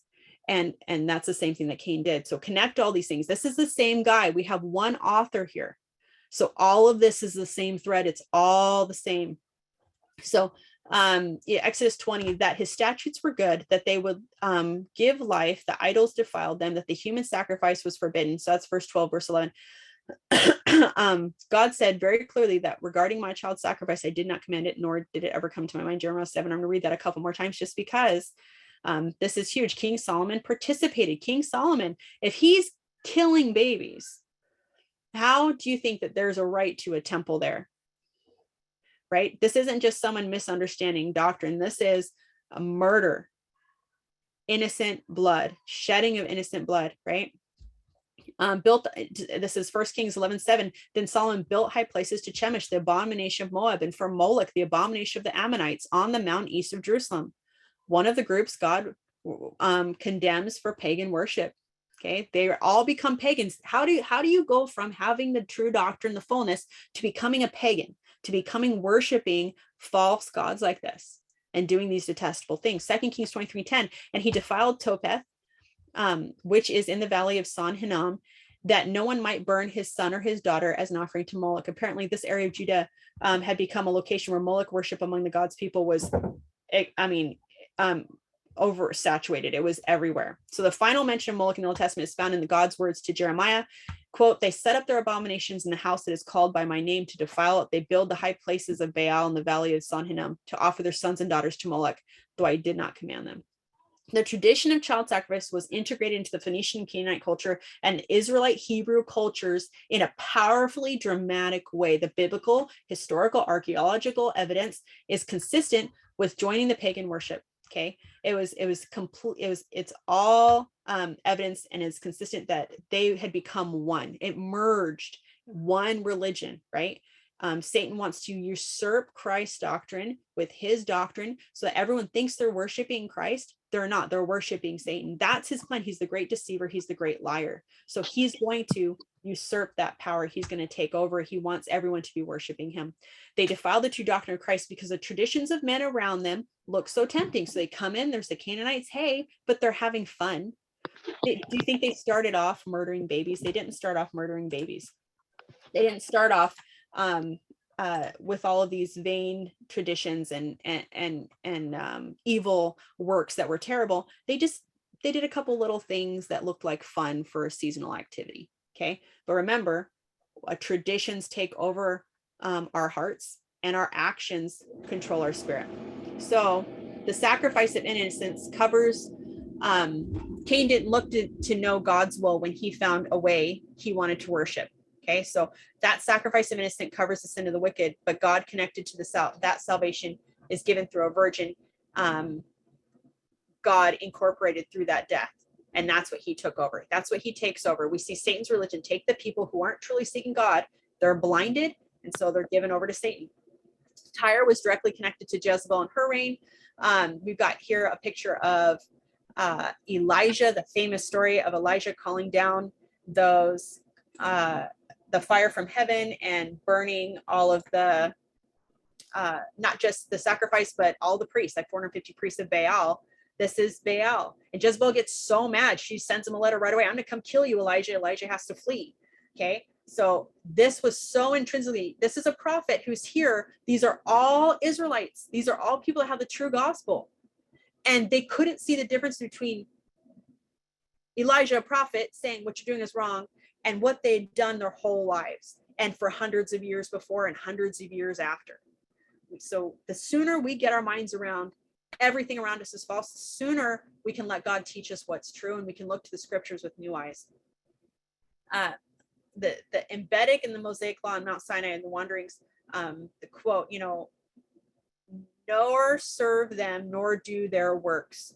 So directly to children of Israel, do not bow down to the gods of Canaanites, nor serve them, nor do after their works. So not even just saying, well, I'm not going to worship that way, but I just want to do some of those things because it's fun, right?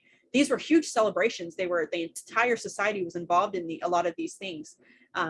After they had crossed the Jordan, entered into the land of Canaan, but the children of Israel were to utterly overthrow them and quite break down their images. That's in Exodus 23, 34, 23, and then chapter 34, and then Leviticus 18, Numbers 33, Deuteronomy 7. It's over and over and over again. Do not incorporate these beliefs and these traditions. Break them down, get away from them. They were guilty of adopting the ghastly Canaanite practice of child sacrifice. In most cases, they actually attempted and succeeded, like I said, in practicing or attaching this practice to the doctrine of Christ, to the true belief in Jesus Christ.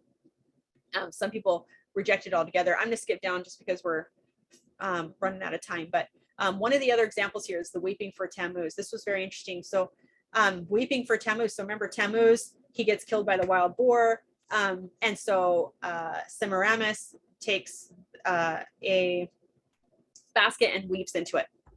Man, this is a practice that is seen later where in the Bible, they kill a woman for doing that. Now, was she sacrificing to an idol or anything? No, she's standing out at the gates. Woman, so right here, Ezekiel 14, Ezekiel expresses his dismay at yet a greater abomination, quote, women weeping for Tammuz, end quote. This is another pagan practice, a very sexual one involving ritual prostitution. This is the one that we were talking about earlier, just under a different name, Ezekiel saw them involved in a rite which they were mourning the death of the Mesopotamian god, whose myth said he was resurrected to new life. See, there's a truth in Christ. A mockery of the redeeming death and life-giving resurrection of the Son of God. So in verse 16, the prophet sees a fourth vision where the people in the temple are doing the same thing. They turn their backs to Christ and they're looking towards the sun god and worshiping the sun god in the early morning. That's Sola Victus. These are Israelites. These are the Jews. Okay, this is the line that Christ is going to come out of. These people are doing terrible abominations. Each abomination is described as being greater and greater and greater until verse 17. God asks, is it a trivial thing to the house of Judah to commit abominations which they commit here in the temple? For they have filled the land with violence. They have returned to me to provoke me to anger. The leaders, these leaders displayed no social responsibility whatsoever. They led their society in rape and murder and violence, and it was all accepted. It was all fine. So Ishtar worship took Ishtar, just another name for Semiramis. She took on the form of and instituted the wailing on behalf of her husband Tammuz, son Tammuz. And the priest would cross-dress, but sometimes when they worshiped this, there was gender confusion, age confusion, status confusion, sometimes in the middle of this process. Sound like some things that are happening today. So now that we're over this, I mean, you got Ephesians, have no fellowship with the unfruitful works of darkness, but rather expose them. Isaiah 60:20, see, darkness covers the earth and thick darkness is over the peoples, but the Lord rises up upon you and his glory appears over you. DNC 34, and my vineyard has become corrupted every whit. His vineyard the first time is becoming corrupted. 2 Nephi 22, for I have not taught them many things concerning the manner of the Jews, for their works were works of darkness, and their doings were doings of abominations. You're getting a picture of this, how bad this is. What are the commandments regarding the Israelites incorporating these traditions? They weren't supposed to do it, right? They repeating these things and acting out in these behaviors led them to be drunken with the tradition, and then they reject truth, then they're cursed, then they're destroyed. And this is going to take us down to the Israelites didn't keep these commandments, and so where do we come to? How did they corrupt the doctrine? Jesus, when he comes on the scene, he does not participate in the rituals. He does the Passover and he does weddings. We don't see him doing anything else. He's perfect. He knows what he's doing. And now we're gonna see the Deuteronomists fully corrupted the true worship of Christ with Satan's false religion. So worshiping different forms of Nimrod, of his queen, Baal, Ashtaroth, Astarte. There's a period of apostasy, and this is where we get all the books of the prophets preaching repentance constantly, condemning them constantly. Isaiah 60, darkness covers the earth and thick darkness the minds of the people. Okay, once that corruption is there, it's really hard for anyone to see the truth. It's really hard for any Israelite to see the truth. Their leaders, everyone's doing this. How in the world am I able to? It takes so much. It would take someone whose heart is truly pricked and who truly loves God to see through how destructive this was. And you'll see that there were even scriptures that taught about how to pray to Ashtaroth, these queens that are still in the Talmud today. It's not in our King James Bible, but it's still in the Talmud. It's still in these other scriptures. And there are several scriptures that I'll just say, I don't have them up here. You can Google them. You'll get apologists for them. But it was, if you have sex with a 3-year-old girl or younger, it's not adultery. Okay, they had laws. Those were their laws. So when your people are raised with these understanding that this is okay and this is how it is, it's really hard to step out of that. So many plain truths were lost. The true believers were killed. It's a terrible time when Christ comes on the scene. It's a terrible, terrible time. The cunning plan of the evil one, right? And then here's some of those prayers here. I'll pull it over. We'll get into that in a second. So we have 2 witnesses of Christ, thankfully, because we need it, right? We need to see how Christ did in the Bible, and then we have the Book of Mormon, so we know what Christ's true doctrine is. So Jesus taught very clearly. Jesus had the Passover. He keeps the Passover. He fulfills the Passover. He doesn't destroy the law of Moses. He fulfills it. So now no longer that do you give a bloodied sacrifice. Now you partake of the sacrament. But he still keeps it. Even the people after, the true Christians after, and the disciples keep that Passover. So now we find ourselves in the center of this chiasmus structure. Okay, so I'm going to pull this over here. So here we go again. So after, when you get to the point where Christ is, he goes and he starts teaching the disciples, or the Gentiles, tells them to start teaching it. We're in a Gentile nation, and then Christ is killed. So then again, just as the Israelites in the wilderness entered the land of Canaan, we have a distinct group that usurps power over and authority over people when Christ has just given them the truth. Christ just gave the full truth. We have him witness to the truthfulness of the doctrine of Christ. And now it's in its purity again. It's in its purity, just like Noah. But what happens whenever you get a time where you have that purity? Satan comes in with a false doctrine. Satan's going to come in and try to take that away. He's going to come in and try to steal it. Okay. And so this is where we're going to come into Julius Caesar and Constantine. A lot of us learned a lot about Constantine. We hear a lot about Constantine being the first Christian, but we're going to real quick go through some of this, because that is not the case here. And this is where we have to let go of those traditions, and we have to see what's real. So Pontifex Maximus. So this is the great high priest, literally high priest, bridge maker. This is what Nimrod was called. This is what Baals were called. This is what those who worship Baal, this was their high priest name. It was Pontifex Maximus. Okay. Augustus Caesar went and took that priesthood. He actually went to Pergamon and had them, he was the first emperor, and he had them give him that right. And they bestowed that on him, and he became the great high priest over all of the Canaanites, all of Baal, all of Phoenicia, everywhere he became. So Babylon kings who were descended from Nimrod served as both king and priest of the pagan Babylonian mystery religion. As priests, they bore this title. Okay. And here you go. You've got Augustus dressed as Jupiter. They worshipped all the same, the sun god, the moon, the same thing. It's all the same. So Rome worshipped Sol Invictus, or Baal, which is the sun god, and Venus, Aphrodite in Greek.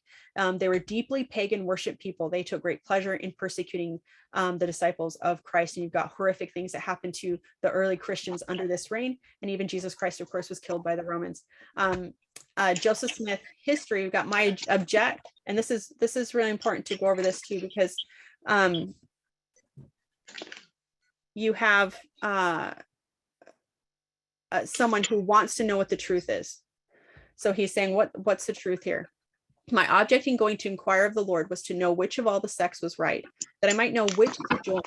No sooner, therefore, did I get possession of myself so as to be able to speak than I was, and he goes into the experience of what happens with God, and he says what? He should join none of them, right? So he's supposed to join none of them. He's supposed to become a part of none of these, because they're all corrupt. They're all wicked. So if they're all corrupt and they're all wicked, what does that mean? That means that there was no one that had truth. So by the time Joseph Smith comes on the scene, no one has truth. So what happens in between there? Oh, and I think we have someone that's not muted. If you could. Okay. Julius Caesar came to the Pergamon. He does that. Now, king and high priest. What is? Let's see. There's some of the prayers to the vanquished goddess Asherah. I bless you by Yahweh, Yahshua, and just go over some of those. I bless you in the name of Yahweh of Samaria and his Asherah. See, you can see these. You can look these up yourself. This was definitely something that was regularly done, worshiping this Queen of Heaven. So the religion that Satan established had completely overtaken all of Israelite, and then we'll also see it take over all of pagan. So that we're experiencing the same thing here that happened with the Israelites and the Canaanites. Now we're going to experience it, but we're going to experience it with the early Christians, and we're going to experience it with the Rome and their control, and the same religion comes in again and causes the church to what? Flee into the wilderness. Okay. So a little bit of background here in case you don't know. Constantine was he comes in, and you've got 300 years already now where Christians have been being abused, murdered.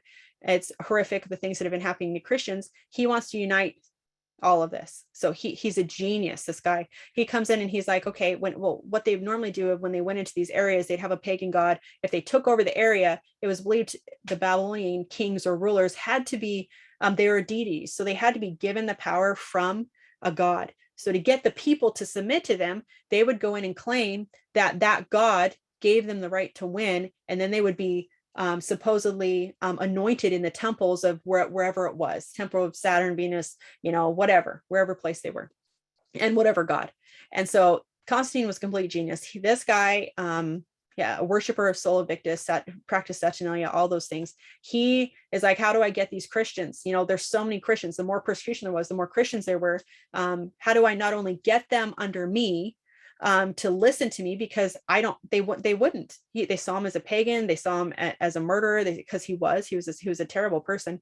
But not only that, there was discontent between them on their doctrine. And so what does he do? He goes in and he claims that he has a vision and that God tells him to convert to Christianity. Whoa, that sounds really good. If you're a Christian, you're being abused and killed, and all the people around you are persecuting you, and you find out the leader of your country or your empire is now a Christian, and you're going to feel real good about yourself. And you're like, wow. And so he puts out an edict. He stops everybody from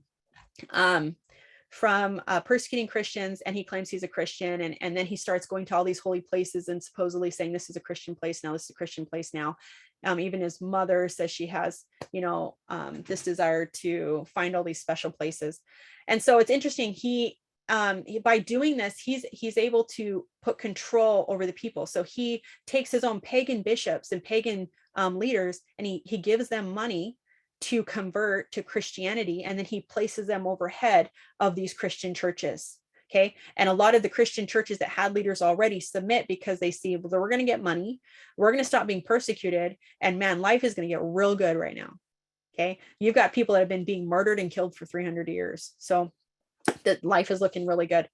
But all the fruits of this man was really bad. So and just look at some of this. So this is on the right, you've got a picture of, this is supposed to be Constantine, and this is supposed to be his mother. But look, what do you have here? This is the same religion. It's the same thing. You've got the sun god that they're worshiping. This is the sun. Okay. Halos are not halos. Halos are the sun. It's supposed to be either it's rays, like down here, the Egyptian form, you've got rays coming off of the head, or you have the sun in the background, just like you have here in these other pictures, and then the Korean depictions. So don't be fooled. Look at images, look at symbols. They mean a lot, because Satan keeps his order also. So you see the same patterns in the same order. Constantine built a lot of churches. He did a lot of stuff. The reality is he has himself ordained a Christian in the temple of Sol Invictus. Okay, right before he dies, he has a big I'll pull it up. Let's see. He appointed a group of current, let's see, I'll find it for you.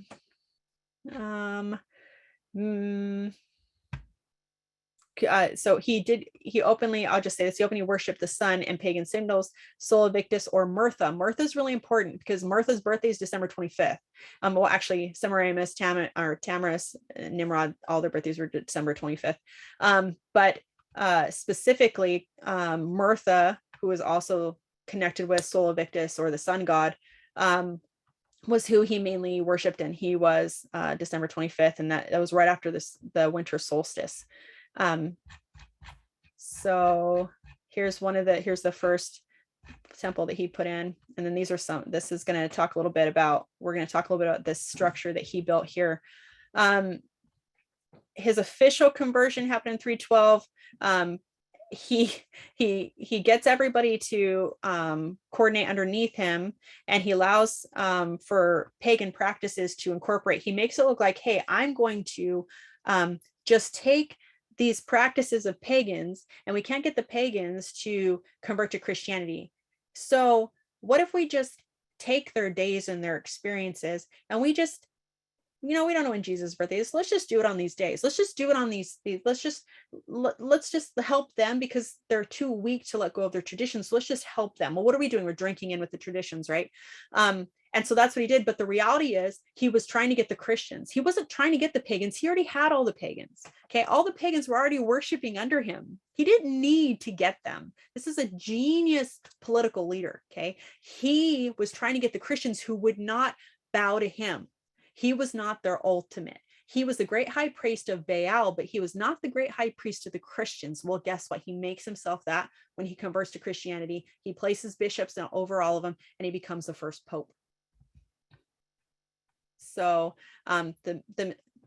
he becomes the pope of all of these people. So this is the mysterious column of Emperor Constantine. In 330, Constantine set up a statue, which is key to understanding his private beliefs, because decades after he's claiming he's supporting Christianity, even though he murders his wife, he murders all of his family several times, lots of different people. He does a bunch of terrible stuff.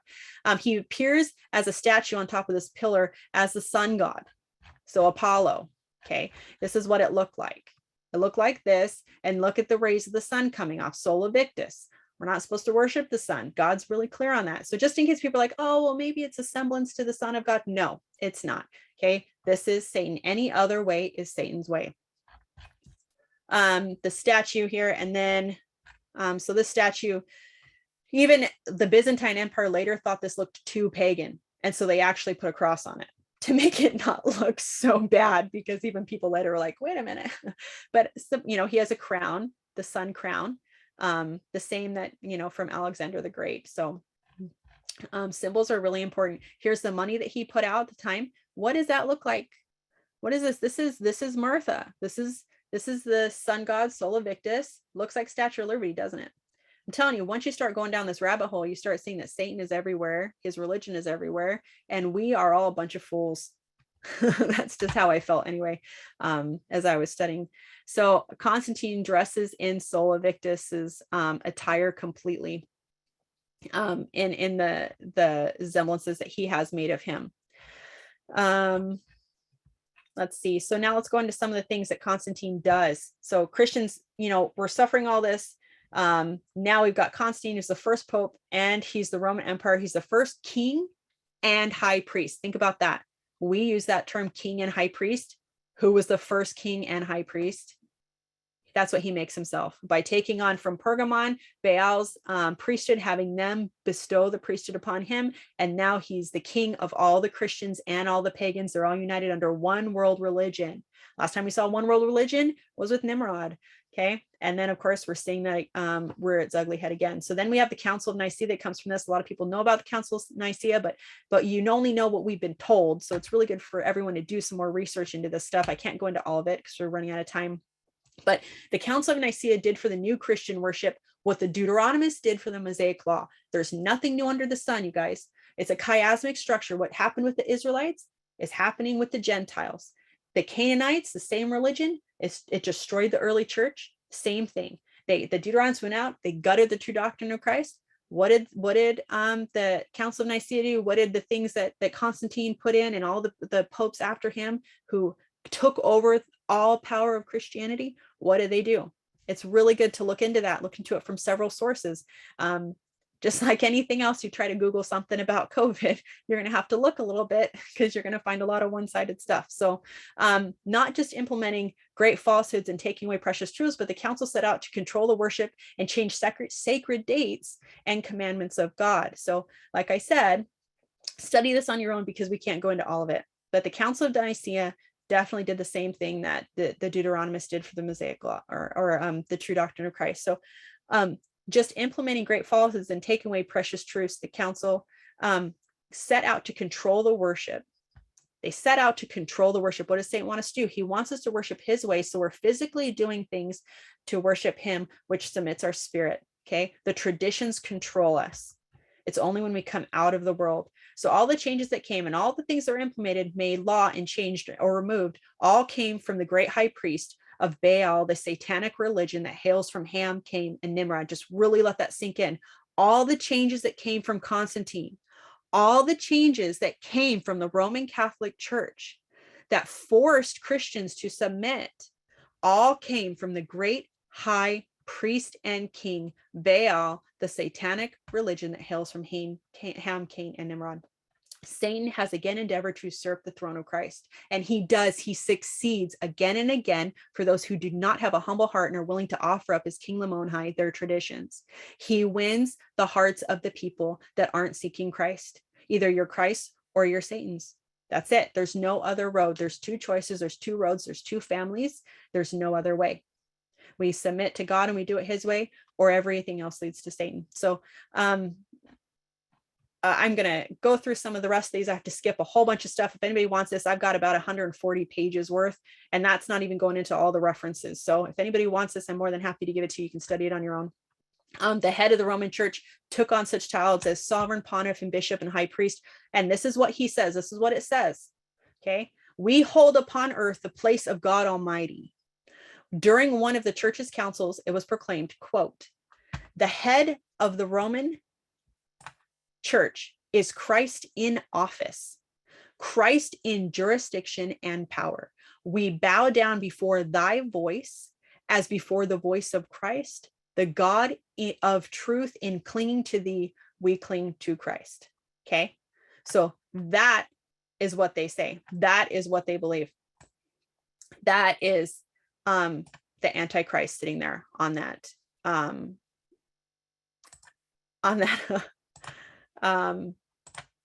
that chair. That's who that is. So think about this. If that's the great high priest, King Baal, then I should really know what changes he made to the true doctrine of Christ. I should really know what happened at the Council of Nicaea. I should really be looking into to ensuring that my traditions and my behavior is not mimicking that of the worship that Satan has placed out. That's very, very important. So now we are going to look at some other signs. This is just, I mean, it's not necessarily fun to look at, but it is, I guess. I'm a history buff, so I like it. So look at these. It's hard to tell a difference here. To the left, you got a picture of the ceiling in the Vatican. On the right, you got ancient Roman building. Also in pagan religions and in other countries, the shell was religious symbol. Remember Dagon, the fish god celebrated on Friday. That's where all this stuff comes from. You've got a papal sarcophagus and the shells depicted behind the Pope's head. And then to the left, you've got ancient Roman sarcophagus, the shells depicted behind the Roman's head. This isn't just pretty stuff. This is all symbolic and all, you got a serpent here. I mean, the horns, everything. It's all the same. You can't tell the difference. It looks like it's all the same building because it is the same religion. It is the same God behind all of these things. That's what's so important here. So, abuse, martyr, and torture happens here. The changes to the doctrine is done by man, not God. And D&C 88 says, after they have fallen asleep, the great persecutor of the church, the apostate, the whore, even Babylon. God even uses the word word that resembles Satan's religion that started with Nimrod. Of course, it goes before the flood, but we're just going back to Nimrod. Babylon, that maketh all nations to drink of her cup, in whose hearts the enemy, even Satan, sitteth to reign. In their heart, he sits to reign. Well, we like to say, well, this is how I worship. It's not going to hurt me. I mean, God knows my heart. But the reality is, if we're doing everything Satan has asked us to do, and we're worshiping according to Satan's tradition, we're not worshiping Christ. We're worshiping Satan. So we need to ensure that our traditions are in line with Christ and not with Satan.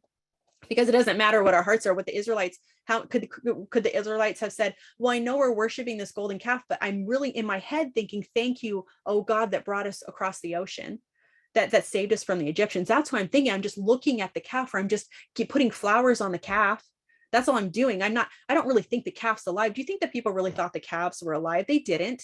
It was just a way of taking something and symbolically showing their reverence towards it. Okay. And so how did God feel about that? Zero tolerance. Zero tolerance if you don't do it Christ's way. There's zero tolerance, because those who truly love Christ and those who truly follow Christ will seek out, like Abel did. They will seek out to know how to properly sacrifice. Those who don't truly love Christ are going to go with what's comfortable and convenient or tradition. And that is never okay. No matter how much fun it is, it's never okay. Joseph Smith's history, my object, once again, we read this part, what his object was, and God says, he forbade me to join any of them. The Apostle Paul warned the early church of ungodly men who would try to distort the faith. In Jude, verses 1, 3, and 4, believers were warned that ye should contend for the faith which was once delivered unto the saints, for there are certain men crept in unawares, who were before of old ordained to this condemnation, ungodly men. There are men that have been ordained of old. Okay, this religion goes all the way back. God can't, said you can't mix fresh water and salt water. It'll be polluted. You can't mix with the traditions. You cannot allow it to become saturated. In 1 Kings 18 through 21, Elijah came unto all the people and said, how long halt thou between two opinions? Okay. And then what's the next part? What does he say? I'll pull this over here so you guys can read it with me. If the Lord be God, follow him. But if Baal, then follow him. There's only two. Baal is Satan. And everything that encompasses that, all the Ashtaroths, all the Astartes, all the Osiris, Tammuz, all of the traditions that go with those pagans, those traditions weren't started by like Noah or Moses and then corrupted. Those were started by evil. Okay, so there's not even a root of good in there. They took a twisted seed of truth to begin it, but all of that, that's the Baal. If the Lord be God, follow him. But if Baal, then follow him. That's your only option. And the people answered him not a word. Why? Because people don't like to be told that their traditions are corrupted. People can't do what Lamoni did. And that's why you don't see people falling to the ground and seeing Christ. People don't do that. People don't experience that. Do you ever wonder why that's not happening? Because we don't want to give up our traditions, because we don't want to let go of the things that we love. We love this world. You cannot serve Jesus and love the devil at the same time. Choose you this day who you will serve. You cannot have two masters. Okay. That's what we're learning here about these traditions. And Elijah came to all the people and said, how long halt ye? So we ask ourselves, how long halt ye? Where there were some people that were willing to let go. And this is what happens to them. DNC 38, verily I say unto you, you're clean, but not all. And there is none else with whom I am well pleased, for all flesh is corrupted before me. And the powers of darkness prevail upon the earth, upon the children of men, in the presence of all the hosts of heaven. Romans adopted the gods, and those who would not submit experienced this. Okay, they're being burned alive on crosses. They're being fed to lions. Entire worshipers would gather together in these coliseums and pray. And they'd slowly be attacked and killed by lions, while others would be burned alive on stakes. Okay, persecution of the saints. If you have not already asked yourself in the time that we live in, if you have not asked yourself, okay, what am I willing to do for Christ? I suggest you start asking yourself that, because all true Christians will experience persecution. And it's not, now I can't pass the sacrament because someone's upset with me and they think I'm being anti-prophet or something. No. It's true persecution. It's going to be a testing ground. It's going to be hard. Here's more. These are those who would not submit to Constantine. Okay? If Constantine was a Christian, why did he force those who wanted to continue worshiping the Sabbath on the Sabbath day? Constantine's the one that came out and said that the Sabbath day was Sunday. So for Sola Victus, he's the one that changed it, March 7th. The persecution that happened to those who would not submit is extreme.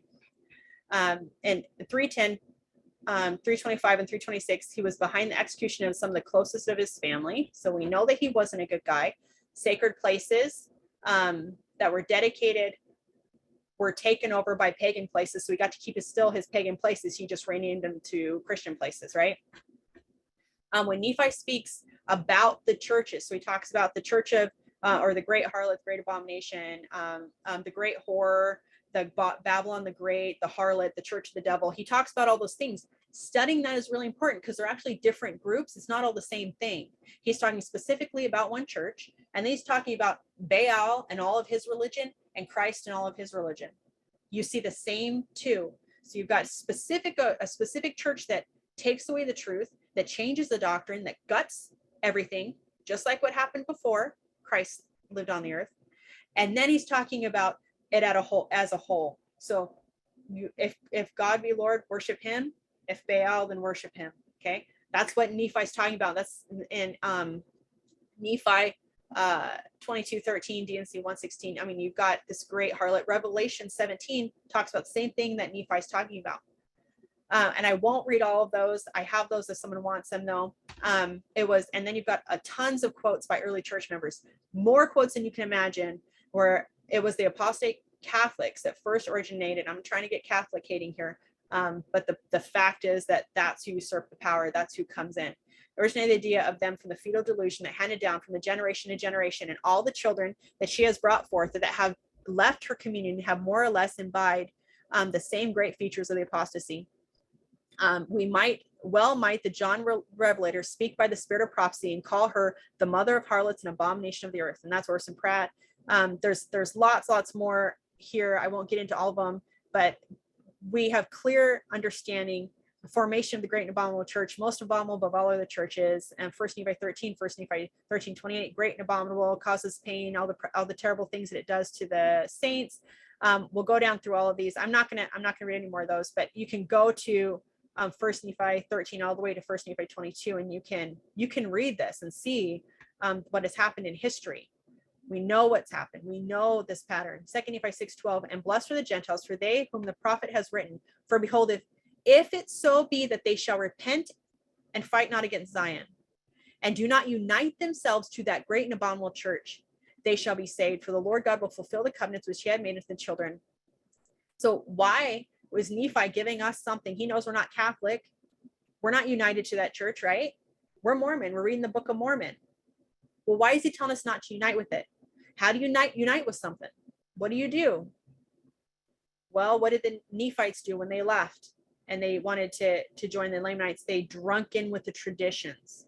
So how do we uniting? Are we drinking in with the traditions that were put out originally by this great whore, this great Babylon, this evil cult that's the master, the high king and priest, Pontificus Maximus? Is that who we're uniting with?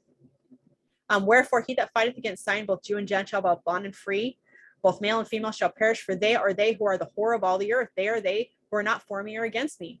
2 Nephi 28, and the great and abominable church, the whore of all the earth. I mean, it talks about Doctrine and Covenants 29, and the great and abominable church, which is the whore of all the earth. Ezekiel was specifically talking regarding Ishtar, Astarte, Tammuz worship involved specific practices like weeping for Tammuz, which is Lent, 40 days of weeping.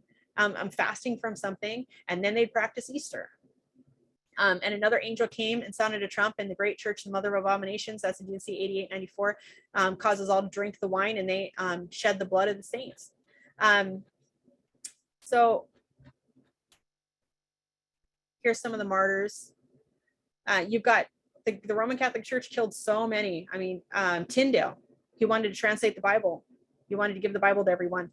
Galileo, the incredible things Galileo did. Newton kept his works silent. Newton did more work on the Bible and the Apocrypha than anything else that he did. This is a guy who figured out the three laws that our entire world revolves around: gravity, everything. Calculus. He was a genius. He loved God more than anything. He kept 50 years of his work silent. Why? Because he would have been killed, and he knew all of his work would have been lost. So he kept it silent. He wrote it in code, and then he handed it down, and no one knew about it until 2016, 2014, 2016. Can you believe that? 1600 is when he was alive. And people had thousands of pages of his work, and they didn't know what it was. And then finally in 2014, 2016, it started coming out. Interesting time frame for this work to be coming out. I suggest you read it. Talks a lot about when the earth's going to be cleansed based off of his study from the scriptures. It's pretty incredible. So what's wrong with mixing with pagan practices? Worship of the true Elohim must never be done in the same way that unbelievers worship their gods. It must never be done. That's what the Israelites did. The scriptures are crystal clear. Destroy completely all the places on high mountains and the hills and under every spreading tree where the nations you are disposing worship their gods. Break down their altars, smash their sacred stones, burn their Asherah poles in the fire, cut down the idols. You have to know who Asherah was, what her practices were. Okay, this is Deuteronomy. You must not worship Yahweh and Elohim in their way, because in worshiping their gods, they do all kinds of detestable things Yahweh hates. They even burn their sons and daughters. I see that you do all I command you. Do not add it or take away from it. Do not add anything to what he has said and how you should worship. How are we worshiping? Are we doing things in the name of Jesus that are tradition, that are not written in scripture, that Christ himself did not do when he came to the Nephites, that Christ himself did not do when he was on the earth? And we have the biblical text of that. Are we doing any of those things? Did you know, here's some more information for you. I'm just going to close up with some of this stuff, that it was So I'll just give a real quick. Saturnalia was the big party in Rome. Okay, they worshipped the sun god. For some areas it was 7 days, sometimes it was 12 days. It was of Saturnalia, of the venerable day of the sun, and after the summer solstice. And it culminated December 24th, December 25th. And this practice was, someone was chosen to be the god of misrule. There were no laws, there were no rules. You could do anything you wanted during Saturnalia. All work shut down in Rome. You could murder, you could rape, you could kill, incest, sodomy. You could do anything you wanted. You could kill anybody you wanted. You could do anything. There was no punishment. Okay, complete raucous rioting. I mean, just insane. And it became, and so when Constantine takes that over, how does he get, the Christians would never take part of it. They hated it. Okay, it was evil. It was pagan worship. And then they were doing a human sacrifice. Sometimes they do a human sacrifice on every day of Saturnalia. Towards the end, they started just doing it at the end. The god of misrule, the person that was chosen to be the king during those times, then was then sacrificed. And so the Christians don't have anything to do with that. Well, so what does he need to do? He just goes ahead and says, well, we don't know when Jesus was born. He has some guys figure out, not Constantine, but popes later on figure out, okay, well, when could it have been? Well, it must be around this time. It must be here. Let's just give it this date. And now look, you got this tradition that's come together, right? You've got something that was not told of by Christ, anything not told of by Christ, not told us to do by Christ.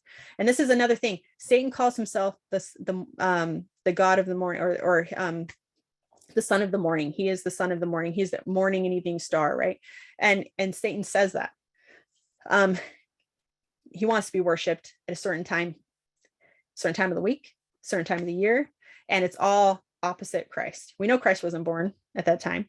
And the Egyptians, all the kings, all the wicked Baal priests wanted their birthdays worshipped. So they were celebrated on the day of their birth. Martyrs like Christ were all celebrated on the day they gave their lives. It was very different. There is no date for Christ's birthday for a reason, because that mimicked what all of the idolatrous nations were doing at the time, is celebrating those births. They knew the signs that would come for the virgin birth, but it was specifically not talked about because that was a pagan idolatrous act to celebrate. And so it wasn't given and it wasn't done. And then over here, you've got all of these, again, she's always showing one side and she has the baby. And then you've got Osiris, Apollo, you've got all of these things. Okay. And he even, Constantine named the first Christian church Theosophia. And what is that? So honored one, scorned one. I am the whore and I'm the holy one. I am she who weds, whose wedding is great, and I have not taken a husband. I am the godless. I am the one whose God is great. I'm the one who's comes up and am sinless, and yet the root of sin derives from me. Last part right here. I am the wisdom of the Greeks, Sophia, and the knowledge of the Babylonians, Phria. I am the one whose image is great in Egypt, Isis. Right there in the doctrine.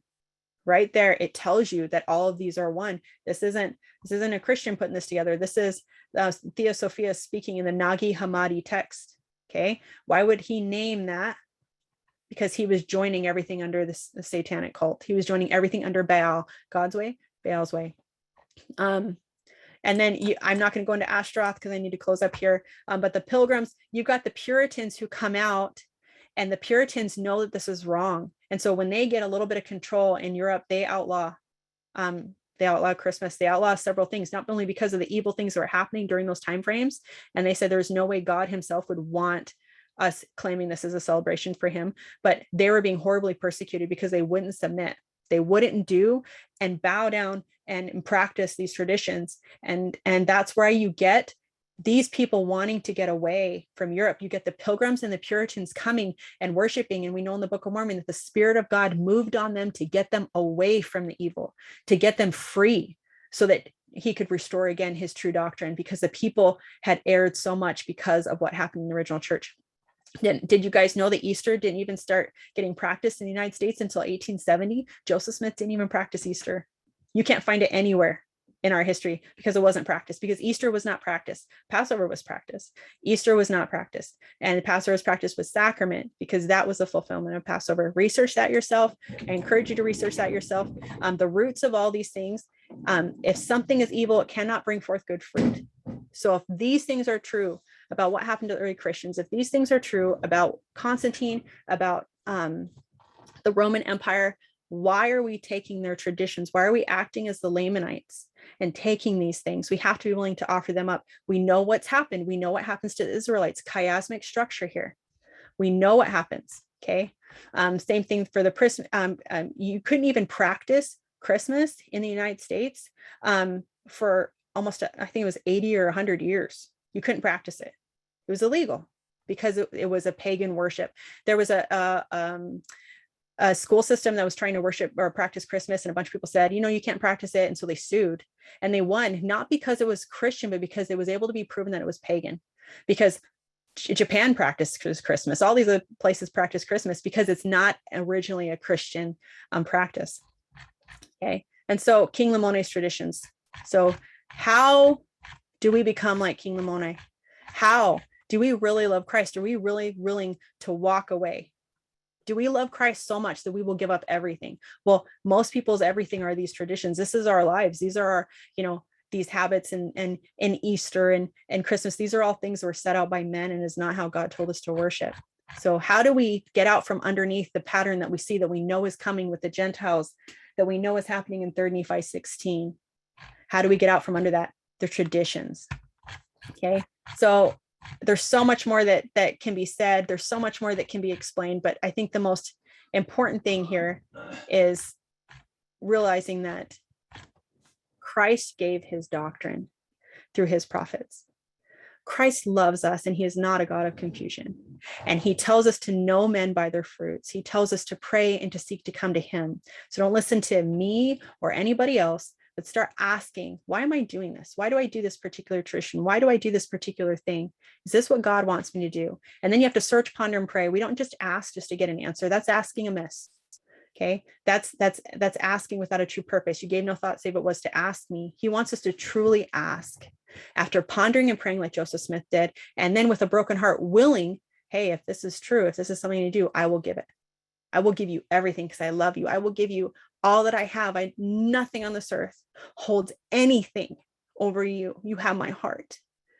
Are we willing to do as King Lamone? And I promise you, as a people, as a group, Doctrine of Christ in our families, whatever you want to look at it, the moment we're able to start giving up traditions and see how we're truly supposed to worship, we will have an abundance of the Spirit, and we will have experiences like King Lamone when we give up all things.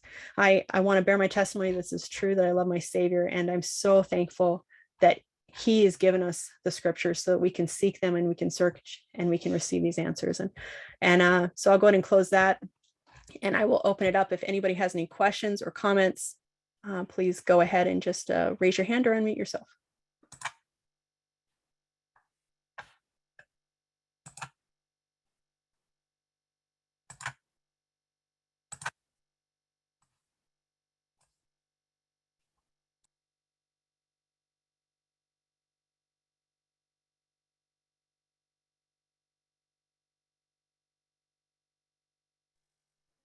Go ahead, Jeffrey. I'm sure I haven't been looking, so I bet there's a lot of questions. So go ahead. I'll let Bree go first. Go ahead, Bree.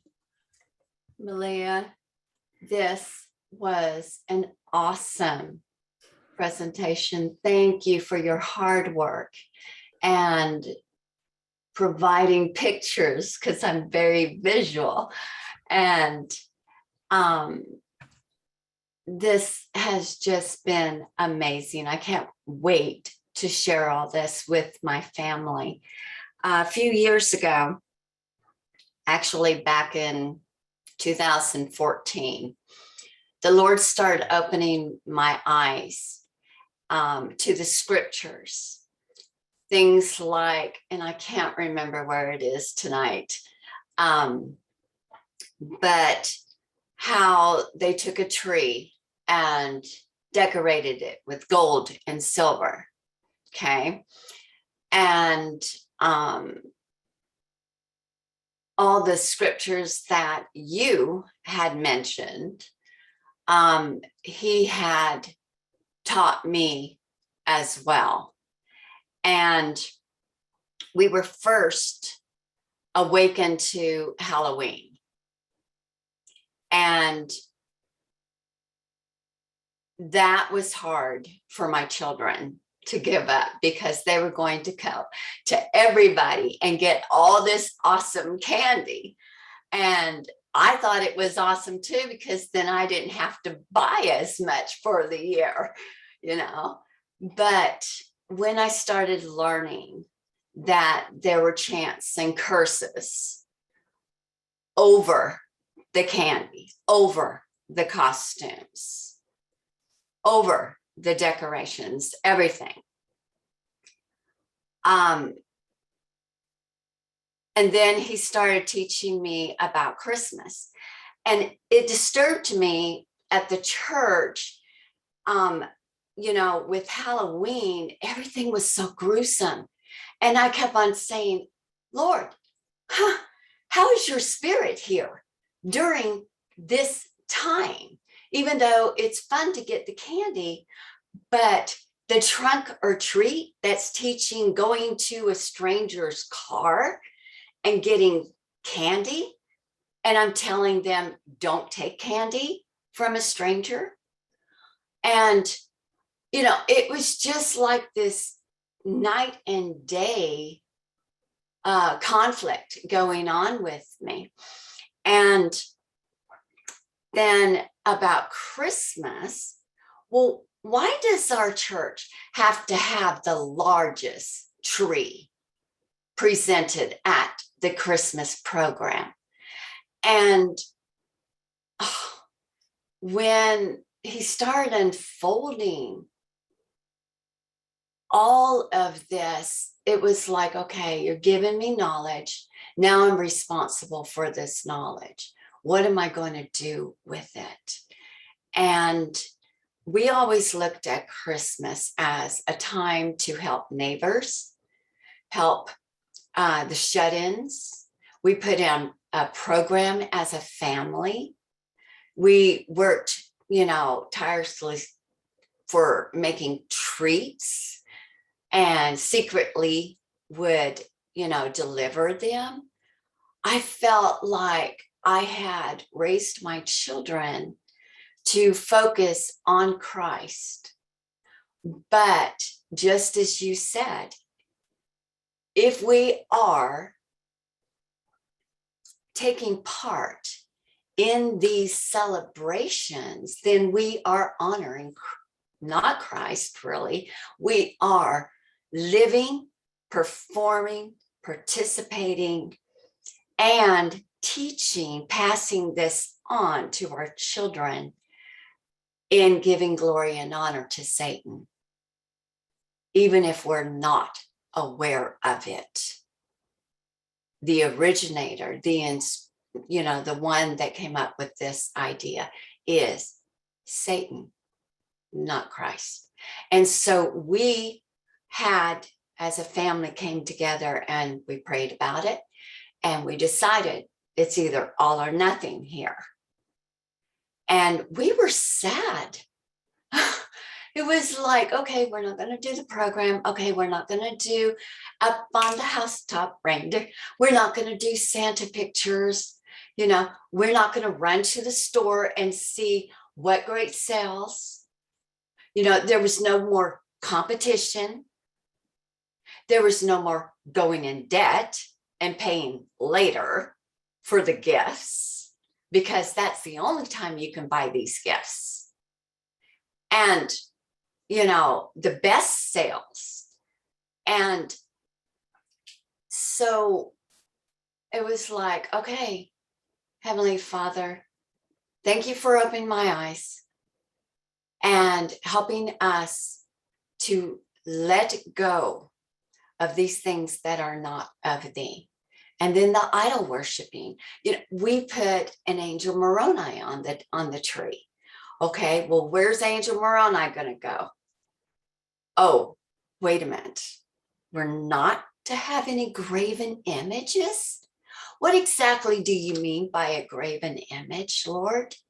And so it was one thing after another, the picture of the prophets, the picture of the Lord that we were taught as children, you know, the pictures of him coming and surrounded with the angels.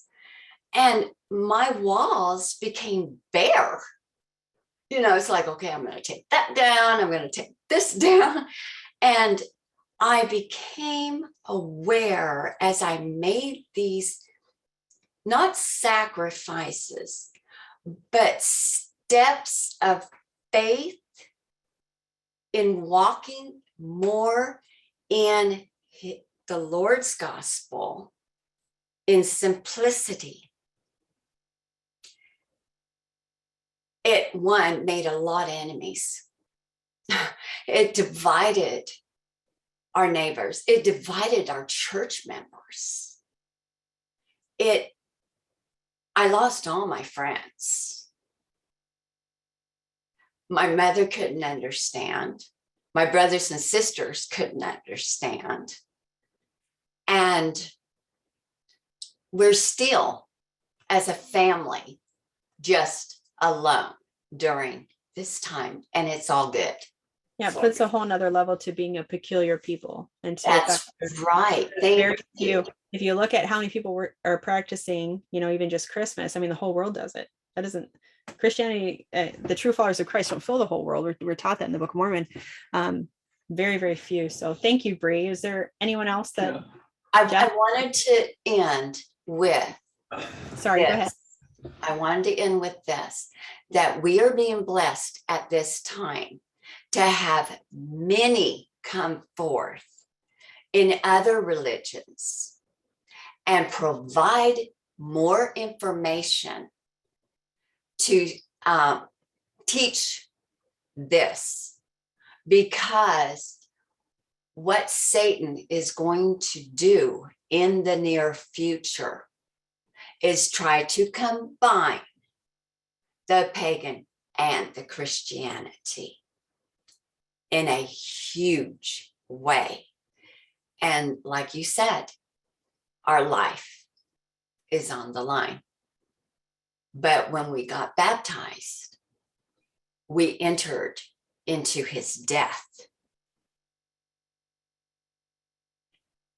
And that means watching our children maybe die before us, tortured. Others have already gone through this in our day and age for the Lord.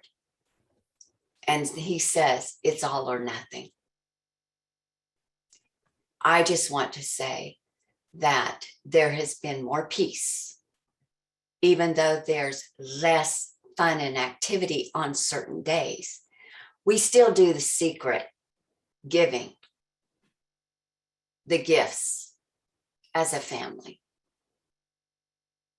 But we don't do it on that day. We find out people's needs, wants, and, you know, surprise them. You can do that. There's ways to still share the Lord's love, light. Absolutely. Thank you, Bree. I saw some messages real quick. I just want to say, so it's not my intention to give anybody any answers. If I'm doing that, then I'm hurting people, and those are my answers that I've gotten. So my intention here was simply to say, this is fact. This is what Constantine did. This is what the Deuteronomists did. This is the live, real, evil abomination that is here. You know, Constantine, March 7th, 321 AD is when he said, this is Sunday. You're going to worship on Sunday now. No more longer worship on the Sabbath. You're going to worship on the first. I'm not saying that anybody else has to do that. I'm giving you a fact. And I would like everyone here to go to the Lord themselves and receive your own answer. So I know people are asking in the chat, you know, what day to worship. And I think that's, you know, or should we practice Christmas, or should we practice Easter? It wasn't my intention to say, you can't practice Easter, or you can't practice Christmas. It was my intent to show you where these things originate and to plant a seed for you to go to the Lord with it. Because a lot of times, if we don't even consider our traditions, Lamoni didn't consider his traditions until Ammon brought it to him and said, hey, these could be wrong. And that what the amazing thing that is that he did that. So just so you know, I'm not telling anyone what to worship or where to do things or to give up anything. I simply want to give you the information and have you go to the Lord. Except Justin. Except Justin. Justin has to do what I say. Justin, or else we can't be friends. Jeff, did you want to go? Do you have a question or statement? Yeah, sure. So one thing I just thought of was, so Halloween was on a Sunday this year, and we decided, did we start last year? I think last year's Halloween, we started at least halfway not doing anything. I think the girls went and got some candy or something like that. But because it was on a Sunday and we were having a cottage meeting, I had the idea to put out a banner and say, tricks and treats I have none, but what I have give I unto you. Like come and learn about Jesus. I like it. But nobody was trick-or-treating. We're in friggin' Utah and they all do it on Saturday. So That's awesome. but I did go out and yell to everybody, if anybody wants to learn about Jesus, come on over. Nice. But let's see. So one of my thoughts was, and one of the questions was about birthdays. So I was just thinking about that, and you kind of intimated it near the end, and I came in late, so fair warning. If you mentioned it early in the presentation, I missed it. But I was just thinking, and maybe reiterate this again, because I think you may have just mentioned it also, that does that mean just like you can know when you were born, so you can keep track of how old you are, but not necessarily celebrate it? Like, was that a... Did you find out? So my personal journey with that, I mean, it doesn't celebrate it anywhere in the scriptures, and I've gone to Lord myself and gotten my own answer. So I'm not giving this as an answer for anyone else, but the fact is that the religion of Baal, of Satan, worship focuses on that, because Satan was a god that was good in the beginning, and he wants everyone to remember the beginning, right? He wants everyone to look towards his birth and the son of the morning and what originally happened that was good, and not where he is now. Whereas Christ wants us to look at everything I've done to save you. Nothing else matters but this moment where you were saved, where I gave myself. His birthday doesn't matter. And so if you want to look at it in that sense, birthdays don't matter. And I've already talked to my teenagers about this. I'm not gonna be like, you can't celebrate your birthday. I'm not, but personally for me, they mean much, much less now. And I think as we come to love Christ more and give up more of this world, like I said, nothing in this world holds any beauty for us. All we care about is Christ. I don't want anything else. I don't want all these things taking my attention from God, right? And so whether birthdays take your attention from God, I don't know. I'm not gonna, but for me, for us, it's definitely fallen in its value, if that makes sense. You sure it's not just that you don't want to keep track of how old you are anymore? It's probably more that we have 6 kids and it's expensive. Oh, well, so here's one of the reasons. So it's not necessarily a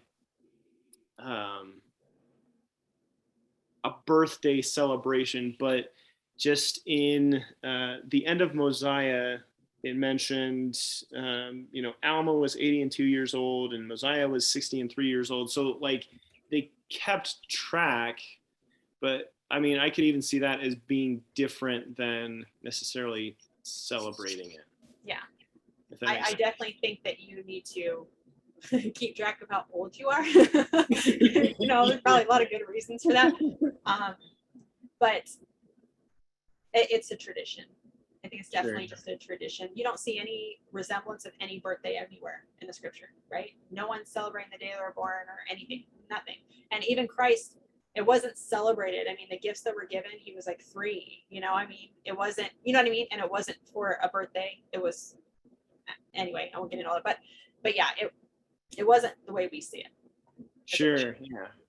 And so the thing that I came across is they make cakes. So worshiping Ashtaroth, what's said a lot in the scriptures. I didn't go into a lot of it because I have hundreds of pages of this stuff, honestly.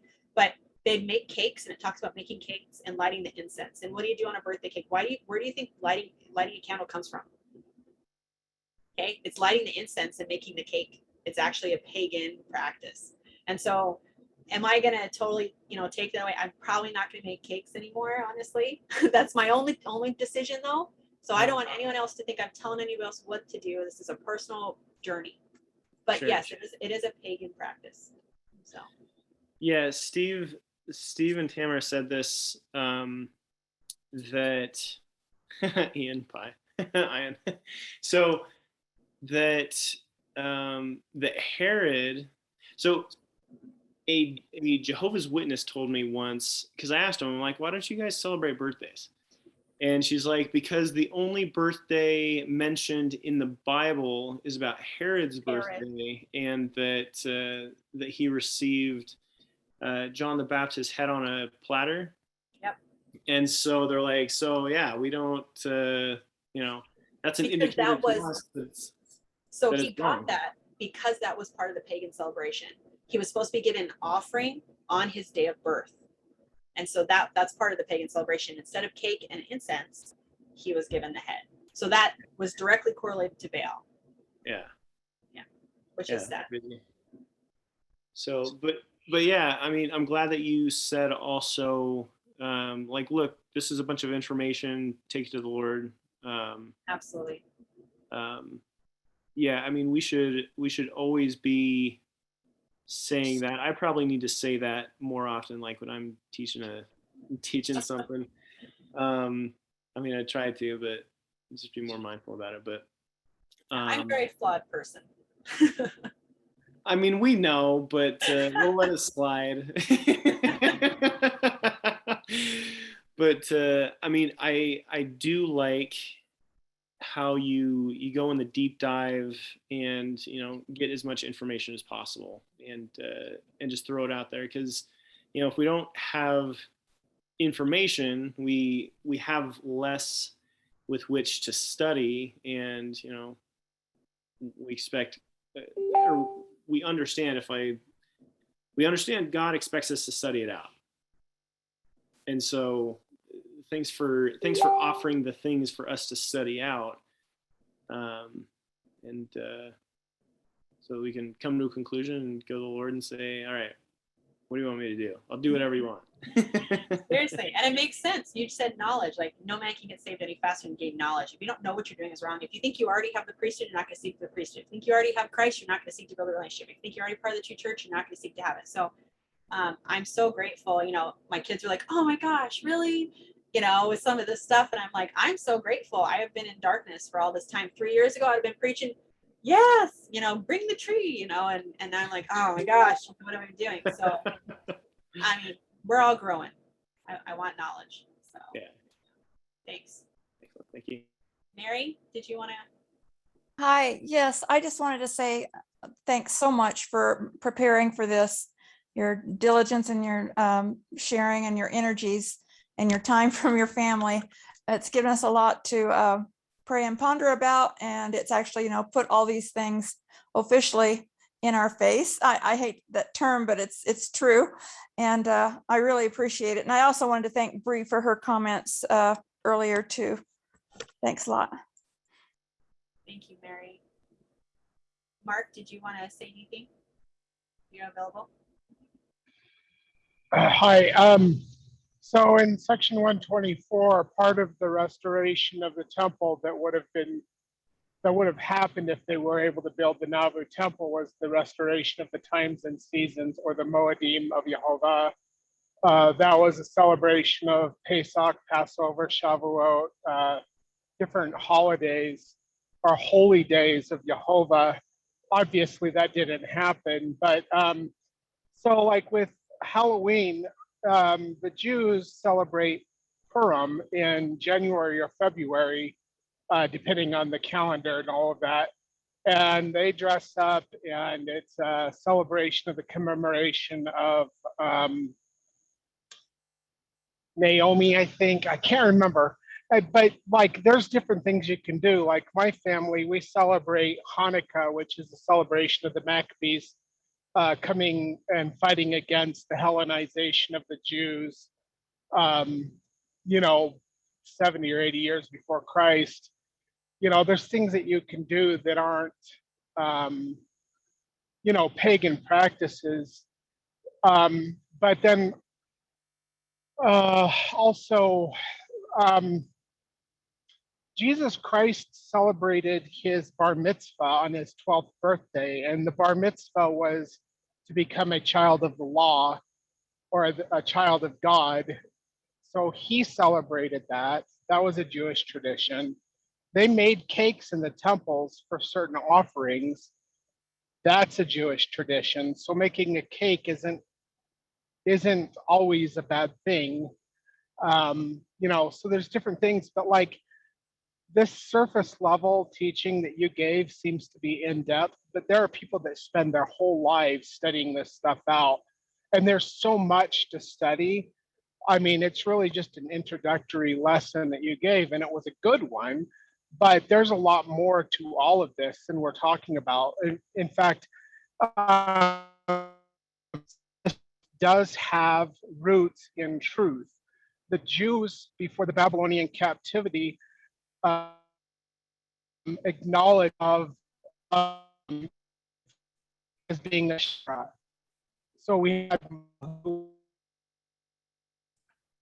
Shora before she became Eve. They understood those things. Breaking up just a Satan little took bit. it and he twisted it. Sorry, took it and he twisted it. But there's been archaeological digs in Iraq, which is where Babylon was, that they understand now that before the Babylonian captivity, they knew the name of Eve's true name as Ashura.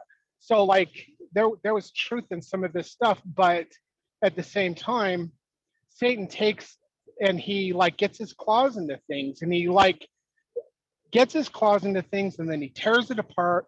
And like with Christmas and all of that, you know, it might seem innocent, but there's like these little things, and if Satan can get his claws into things and pervert truth over a period of time, you have apostasy and going away from God's path, which is the true definition of iniquity is to depart from God's path.